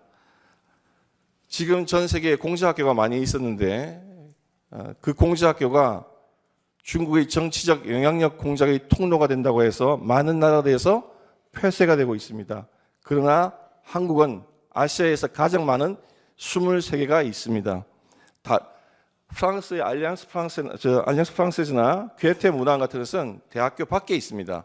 순수한 어학원입니다. 그러나 공자학원은 대학에 설치해서 학생들에 대한 비판의식을 마비시키고 정치적 영향력 공작의 통로가 되고 있습니다. 이 공자학원의 책임자가 중국의 통일전선 공작부의 부장, 우리나라로 말하면 장관급 인물들이 했다고 하는 것이 그 공자학원의 성격을 여실히 보여주는 것이라고 할 것입니다. 예. 2023년에 바이든 대통령이 시진핑을 만나서 대만의 선거에 직접 노골적으로 개입하는 것에 대해서 경고를 했습니다. 그 다음에 중국은 전국인민정치협상회의라고 하는 정협의 주석을 맡고 있는 왕홍인이라는 인물이 개입 방식을 전면적 개입 방식에서 분산식 개입 방식으로 바꾸었습니다. 그 분산식 개입 방법으로 중점을 옮겼는데 그것은 여론전, 심리전을 말하는 것입니다. 인터넷을 통한 여론 가짜 뉴스라든지 또는 흑색 선전이라든지 이런 걸 통해서 하는 그런 방식으로 중점을 바꾸었습니다. 우리나라에서도 지금 이런 하이브리드전을 치르기에 지금 우리나라 상황을 한번 보겠습니다. 지금 우리나라의 중앙선거관리위원회가 친중 성향을 노골적으로 드러내고 있는 상황에 있습니다. 지금 보시면 지금 저 인물이 왕홍인이라는 인물입니다. 아까 말했듯이 대만의 정치적 영향력 공작에 책임을 맡고 있는 분입니다. 2018년인가요? 중앙선거관리위원회 홈페이지에 민주주의와 선거라는 제목으로 외국 정치인 5명을 올렸습니다. 그중에 3명이 중국인입니다. 그리고 첫 번째로 올라간 인물이 저 왕홍인입니다. 도대체 자유민주주의 국가 중앙선거관리위원회에서 왜 저런 인물이 등장하고 그 사람을 찬양하는 영상이 나와 있는지 도저히 이해하기가 힘듭니다. 게다가 중앙선거관리위원회는 지난 2023년 하반기까지 외국인을 투표 사무원으로 채용할 수 있었습니다. 2020년 총선에서 이것을 발견하고 개표 현장에서 항의를 했더니 중국인이 더 중립적이지 않아요? 하는 선관위 직원의 어처구니 없는 해명을 들었습니다. 자, 가장 하이브리드 공작에 취약하고 중요하면서도 취약한 것이 중앙선관위의 서버 시스템입니다. 그 서버 시스템에 대해서 2023년에 보안 점검을 한 결과 분명히 2020년 총선이 치러질 당시에 중앙선관위는 선거 망분리가 되어 있기 때문에 해킹의 염려는 전혀 없고 사이버 시스템을 통한 전산 시스템을 통한 투개표 조작은 터무니없는 거짓말이다 라고 주장을 했습니다. 그러나 2023년 국정원의 보안 점검 결과 2020년 총선 당시 선거 망분리는 너무나 미흡해서 해커의 공격에 사실상 무방비 상태였고 통합유권자명부가 탈취 가능했으며 투표관리관의 사인, 선거관리위원회의 청인 탈취가 가능했고 사전투표지 관리가 미흡했으며 사전투표지 인쇄도 가능하다고 했습니다. 이것을 다 종합하면 사전투표에서 투표자 숫자를 얼마든지 늘릴 수 있고 투표지 용지도 얼마든지 인쇄할 수 있다고 하는 것을 의미하는 것입니다.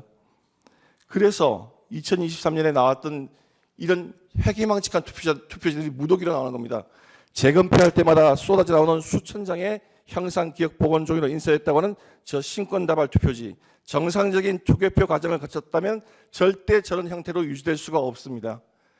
그리고 소위 일장기 투표지, 우리 도태호 변호사가 몇 번이나 말했지만 저 투표소의 투표관리관은 저걸 본 적도 없고 들은 적도 없고 투표 관리록에 기재한 바도 없습니다.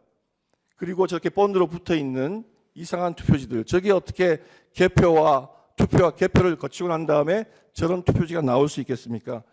이런 사유로 인해서 국민들 사이에 선거 시스템에 대한 의혹과 염려가 증폭되고 있는 상황이었습니다.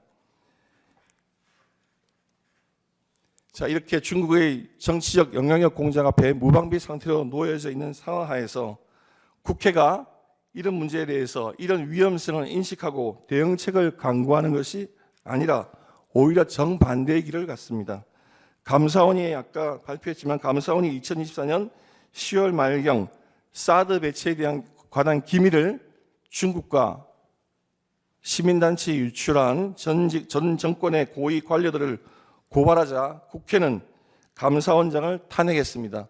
간첩 행위를 은폐하고 덮어주기 위한 탄핵이라 질책을 받아 마땅하다 할 것입니다. 중국인의 간첩 행위를 처벌할 수 있는 간첩법 개정에 반대하였고 국가 핵심 산업기술 유출 통로가 될 수 있는 국회에서의 증언감정법 개정안을 의결하였으며 방산 수출 시 국회의 동의를 요구하는 방위사업법 개정안도 의결하여서 중국의 하이브리드 전개를 오히려 돕고 있다고 비난받아 마땅한 상황이 되었습니다. 이런 상황에서 대통령인 피청구인은 거대 야당의 무차별 탄핵으로 인한 행정부, 사법부 기능마비, 무분별한 예산 삭감으로 인한 국방과 서민경제의 파탄, 마약 범죄 수사들의 심각한 차질, 국가 경제를 위협하는 위헌적인 입법 양산, 산업 경쟁력 제고를 위한 각종 입법의 무산 등으로 사실상 무정부 상태로 흘러가서 국가와 헌정의 위기가 오고 있다는 것을 절감했고 나아가 국가적 이익이 침탈당하고 있고 그것이 심지어 입법화, 제도화되고 되려는 위기에 있다는 것을 절감하게 되고 그 국민에게 이러한 상황을 직접 호소하고 국민들이 감시와 견제의 눈을 떠서 이러한 사태를 막아줄 것을 호소하기 위해서 비상계엄을 선포하게 된 것입니다.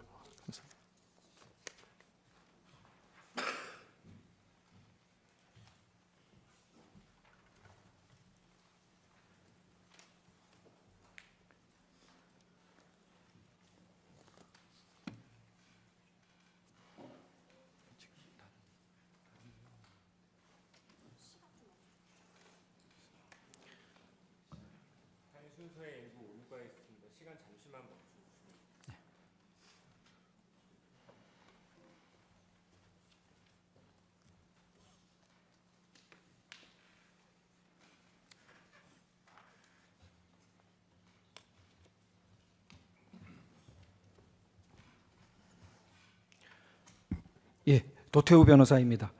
비상계엄 선포와 선거관리 시스템 점검 지시의 정당성, 선거관리 시스템의 위기와 제도적 해결의 좌절에 관하여 말씀드리겠습니다. Stop the Steal, 세계적으로 유명해진 문구입니다. 국가 주권, 국민 주권을 도둑질 당하지 말고 지키자는 뜻을 담고 있습니다. 그 아래에 핏방울 같은 기표인의 모양이 보입니다. 1948년 대한민국 수립을 위한 50선거의 모습입니다. 아무리 가난한 사람도, 아무리 재산이 많은 사람도, 까막눈의 시골 촌부도, 미국 유학 박사도 모두 한 표씩이며 성인이면서 배제되는 사람은 아무도 없었습니다. 보통, 평등, 직접 비밀 선거에 의한 이 한 표는 천부 인권적인 각 개인의 존엄성에 바탕한 피 같은 주권자의 상징입니다. 한 사람 한 사람 주권자의 고유한 인격적 결단이 들어있는 투표지가 이렇게 찢어지고 짓이겨진 채 삼립방 박스에 처박혀 굴러다녔습니다. 마지막 일장기 투표지는 투표록과 개표록에 아무런 특기사항 기재도 없다가 재검표장에 총 1974표 중 1000장 이상 나타나 한 글자도 보이지 않는 294표가 새롭게 무효표로 처리되었습니다. 선거소송에서 위 투표소 투표관리관은 저렇게 인형이 뭉개진 투표지를 보지도 듣지도 못했으며 직접 날인을 담당했던 투표 사무원 2사람 중 한 사람도 자신과의 통화에서 저런 투표지를 본 기억이 없다고 말했다고 법정에서 증언했습니다. 실제 투표장에는 나타난 적이 없었고 조작된 숫자를 맞추기 위해 급조된 가짜 투표지로 의심받는 일장기 투표지들에 대해 판결문은 투표관리관이 인지하지 못한 것일 수 있다고 했습니다. 하지만 직접 날인을 담당했던 투표 사무원 2명과 현장을 참관했던 복수의 사람들을 증인으로 추가 조사하지 않았습니다. 2장에 1장꼴로 인형이 뭉개진 투표지들이 유권자 1000명에게 배부되었는데 단 한 명도 이의를 제기하지 않아 투표록에 기재된 바 없었고 개표장에서도 모두 유효표로 취급되었다는 가정이 상식박히고 납득될 수 없는데도 개표 참가자들 또한 추가로 조사된 바 없습니다. 판결문은 또한 제기된 각종 전산적 의혹에 대해 2020년 10월 14일자 현장 검증 결과를 근거로 사전투표 시 통합선거인 명부 조회를 위하여 사용되는 선거망은 업무망과 망분리가 되어 운영되는 사실이 인정된다고 쓰고 있습니다. 하지만 판결문이 총 5회나 거론하는 2020년 12월 14일자 현장 검증은 선관위 직원이 2시간 동안 74장의 PPT 슬라이드를 넘기며 일방적으로 발표한 것이 전부였습니다. 선관위의 일방적인 PPT 발표가 선거망과 업무망의 망 분리를 사실로 인정하는 근거가 된 것입니다. 판결문은 또한 원고의 주장처럼 위조된 사전투표지를 투입하기 위해서는 사전투표지의 위조를 위한 용지 구입, 인쇄, 날인 작업이 선행되어야 하고 사전투표자의 수를 부풀리기 위한 중앙선관위 서버의 보안을 뚫고 침투하는 등 전산 조작이 필요한데 이는 불가능하다는 취지로 쓰고 있습니다. 그러나 2023년 10월 국정원은 보안 점검을 통해 선관위의 선거망과 업무망 사이의 망 분리가 미흡하여 해커가 카페에 앉아 인터넷을 통해 통합 선거인 명부 조작이 가능했음을 밝혔습니다. 또한 국정원 보안 점검 결과와 백종욱 증인 신문에 따르면 해커는 투표지에 인쇄되는 청인과 사인을 탈취하여 사전 투표 용지를 무단 인쇄할 수 있었습니다. 선관위 사무총장은 본 법정에서 선관위는 해당 선거의 사전 투표 용지 발급에 지난 선거, 전전 선거의 자녀 롤 용지를 사용해 왔고 그 대장 관리는 엄격하게 되지 않는다고 자백했습니다. 국정원의 점검과 두 증언을 종합하면 판결문에서 불가능하다고 판시했던 용지 확보, 인쇄 날인, 서버 침투가 모두 가능했다는 것이 명백합니다. 해킹을 통해 가짜 투표 용지를 무한 제조하는 것이 가능했던 상황인 것입니다. 각종 이상 투표지 속에 선거 소송을 제기한 원고들을 찍은 표들이 섞여서 발견되는 것에 대한 의문이 제기되고 있습니다. 조작되어 공표된 숫자에 따라 가짜 투표지로 재검표에 대비하고자 하면 차이가 나는 특정 후보만의 표가 아니라 투표소 단위별로 조작된 숫자에 맞추어 모든 후보들의 표를 일습으로 제조하는 것이 훨씬 쉽고 티도 덜 나기 때문이라 추측됩니다. 판결문은 또한 가짜 투표지를 다량 위조하여 진정한 투표지와 대체하였다면 위조 투표지 상자와 진정한 투표지 상자를 바꿔치기 했어야 하는데 이는 정황상 불가능하다는 취지로 판시했습니다. 하지만 영등포울 선거구의 투표지 보관 당시와 1년 반 뒤 이루어진 재검표 당일의 문손잡이 봉인 상태는 봉인된 종이 테이프의 접힌 위치와 각도, 판사의 도장 위치와 크기가 확연히 달라 누군가 투표함 보관실에 봉인을 떼고 다시 붙였음이 명백합니다. 결국 선거 관리에 대한 문제 제기를 봉쇄하는 절대 권위처럼 내세워지는 대법원 판결문은 충실한 사실 조사와 전산 점검을 하지 않은 것이라는 점이 유념되어야 합니다. 이처럼 부실한 대법원 판결이 다른 사건들에서 추가적인 논의와 조사를 차단하고 자동으로 결론을 내리게 하는 근거로 악용되어서는 안 될 것입니다. 지금까지 선거관리 시스템의 위기에 대해 말씀드렸습니다. 이제 이 위기를 제도적으로 해결할 수 없었던 사정과 그 노력의 좌절에 관해 말씀드리겠습니다. 선거에 문제가 있다면 당사자인 정당이 나서 싸웠을 텐데 그러지 않는 것을 보면 실제로 문제가 없는 것이 아닌가 의문을 제기하는 분들이 있습니다. 하지만 선관위는 우리나라의 모든 공직선거를 관리, 감시하며 강력한 조사권을 가지고 모든 후보자를 선거법 위반이라는 위중한 범죄 혐의로 단죄할 수 있는 막강한 기관입니다. 게다가 국정원 보안점검 결과에 따르면 국민의힘 당대표를 뽑을 때 이용하는 선관위의 온라인 투표 시스템, 소위 K보팅 시스템은 온라인 접속 코드나 개인별 로그인 절차가 너무 허술해서 해커가 다수 유권자를 대신해서 대리 투표하거나 투표 결과를 변경할 수 있었습니다. 국회를 주도하고 있는 거대 야당이 국정원 보안점검의 의도를 왜곡하며 부정선거 의혹을 제기하는 국민들을 비난하고 선거제도 개선을 요구하는 국민을 직접 고발까지 하면서 편향적으로 선관위를 비호해 온 것은 주지의 사실입니다. 이런 상황이기에 전형적인 선출직이면서 각종 선거법의 칼 아래 놓여 있는 국회의원들로 구성된 국회와 정치권은 선관위를 제대로 견제하기 어렵다고 할 것입니다. 국회가 어렵다면 수사기관이 나서 문제 해결에 접근해 줄 것을 국민들은 기대했습니다.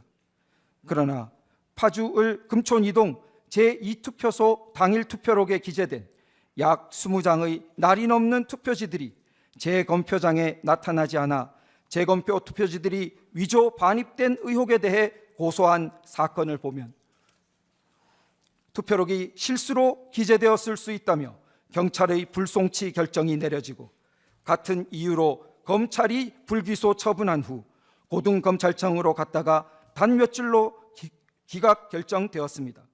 고등법원에 재정 신청을 접수했지만 다시 기각되었습니다.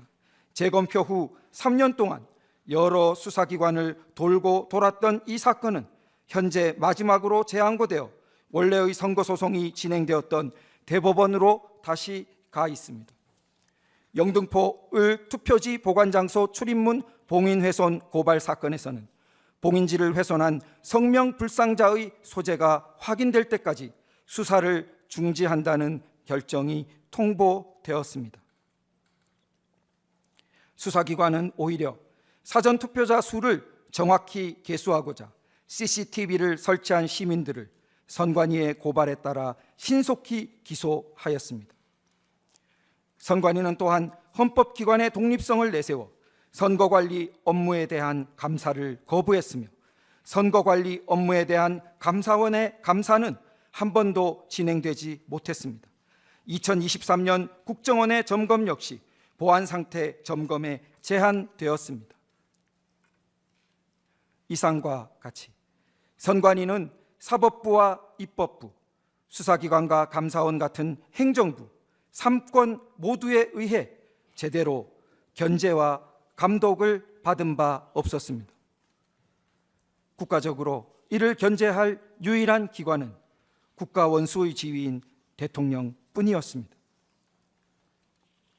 그런데 선관위가 늘 내세우는 독립의 주장에 걸맞게 스스로 책임지는 태도를 보여왔을까요?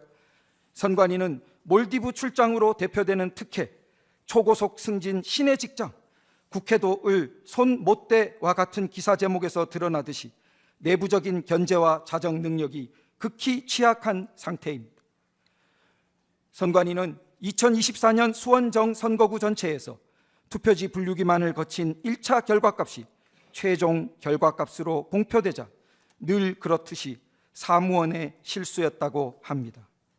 아직도 선관위 홈페이지에는 개표의 최종 결과값이 아닌 1차 결과값이 22대 국회의원 선거 수원정의 결과값으로 게시되어 있습니다.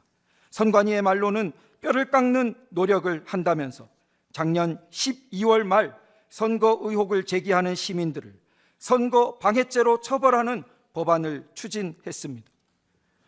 선관위는 선거 의혹을 제기하는 국민들이나 후보들을 싸워 이겨야 하는 당사자로 보아서는 안 될 것입니다. 공익기관으로서 선관위는 단지 승소를 추구할 것이 아니라 선거 관리의 공정성과 무결성을 확보하여 국민들의 불신과 불안을 덜어주고 피와 같은 국민 개개인의 주권 행사와 그 행사들의 총합으로서 국가 주권을 온전하게 보전하는 방향으로 노력해야 할 것입니다. 그러나 현실은 정반대입니다. 선거 관리의 공정성과 무결성을 믿지 않는 국민들이 절반 가까이에 이르고 있지만 사법부와 입법부, 행정부 어느 쪽도 선관위를 제대로 견제, 감독하지 못하며 자체적인 정화 능력 또한 의심받고 있습니다. 국민들은 2024년 총선에서도 전국 각지에서 선거 관리의 무결성을 위해 맨손의 노력을 전개하였습니다. 투표소에 CCTV 설치가 금지되어 있기에 시민들은 발을 정자를 써가며 사전투표자의 수를 육안으로 집계하여 선관위가 발표한 투표자 수가 수십 표씩 증가된 것임을 여러 곳에서 발견하고 항의하였지만 제도적으로 교정될 길이 없었습니다. 투표함의 이동이나 봉인 등에 항의하다 고발되어 벌금형을 받는 등 고초를 겪은 이름 없는 시민들이 부지기수입니다. 이들이 왜 밤을 새워 선관위 앞을 지키게 되었을까요? 이들이 모두 근거 없는 선동에 빠져 국가를 혼란시키는 사람들일까요? 다른 모든 기관이나 사람들은 몰라도 선관위는 결코 그렇게 말해선 안 되는 기관입니다. 선거 관리에 대한 신뢰는 강제나 협박으로 획득될 수 없고 선거 관리에 대한 신뢰의 획득은 선관위의 존재 이유이자 사명이기 때문입니다. 그러나 선관위는 국민들을 거짓말쟁이, 음모론자로 몰아갔고, 이런 선관위를 견제 감독할 수 있는 국가기관은 사법부와 입법부, 행정부 어디에도 없었습니다. 거친 광야에 맨몸의 국민들만 내버려진 형국이었습니다. 비상계엄을 통한 선거관리 시스템에 대한 점검 지시는 이런 상황에서 발생한 것입니다. 피 같은 국민 주권은 주권자인 국민 모두가 각성하여 지켜나갈 때만 지켜낼 수 있습니다. 가장 근본적인 문제들을 부분 기관들이 외면할 때 국가 전체와 국민 전체의 생명선을 지키고 대변해야 할 책임은 단 한 사람, 대통령에게 있습니다. 대통령은 그 책임을 외면하지 않았고 비상계엄과 선거관리 시스템 점검 지시를 통해 전 국민에게 국가위기 상황을 간절히 호소하였습니다. 대한민국이라는 배의 밑바닥에 큰 구멍이 나 침몰 직전의 상황에 있다는 것을 화재 경보를 울려서라도 알리고 그 배를 구하고자 했던 선장의 충정이었고 정당한 행위였습니다. 수천 년 인류 문명사에서 가장 발전된 체제인 천부인권, 보통선거, 자유민주 체제의 기초는 존엄한 한 사람 한 사람의 기표를 피처럼 귀중하게 보는 것입니다. 존경하는 우리 헌법재판소가 자유, 문명, 수호라는 고귀한 사명의 깃발을 높이 들어 올려주실 것을 간청드립니다.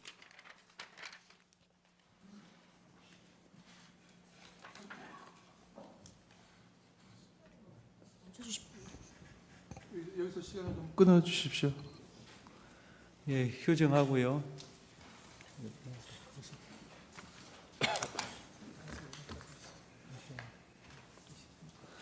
예, 6시 45분에 속개하겠습니다.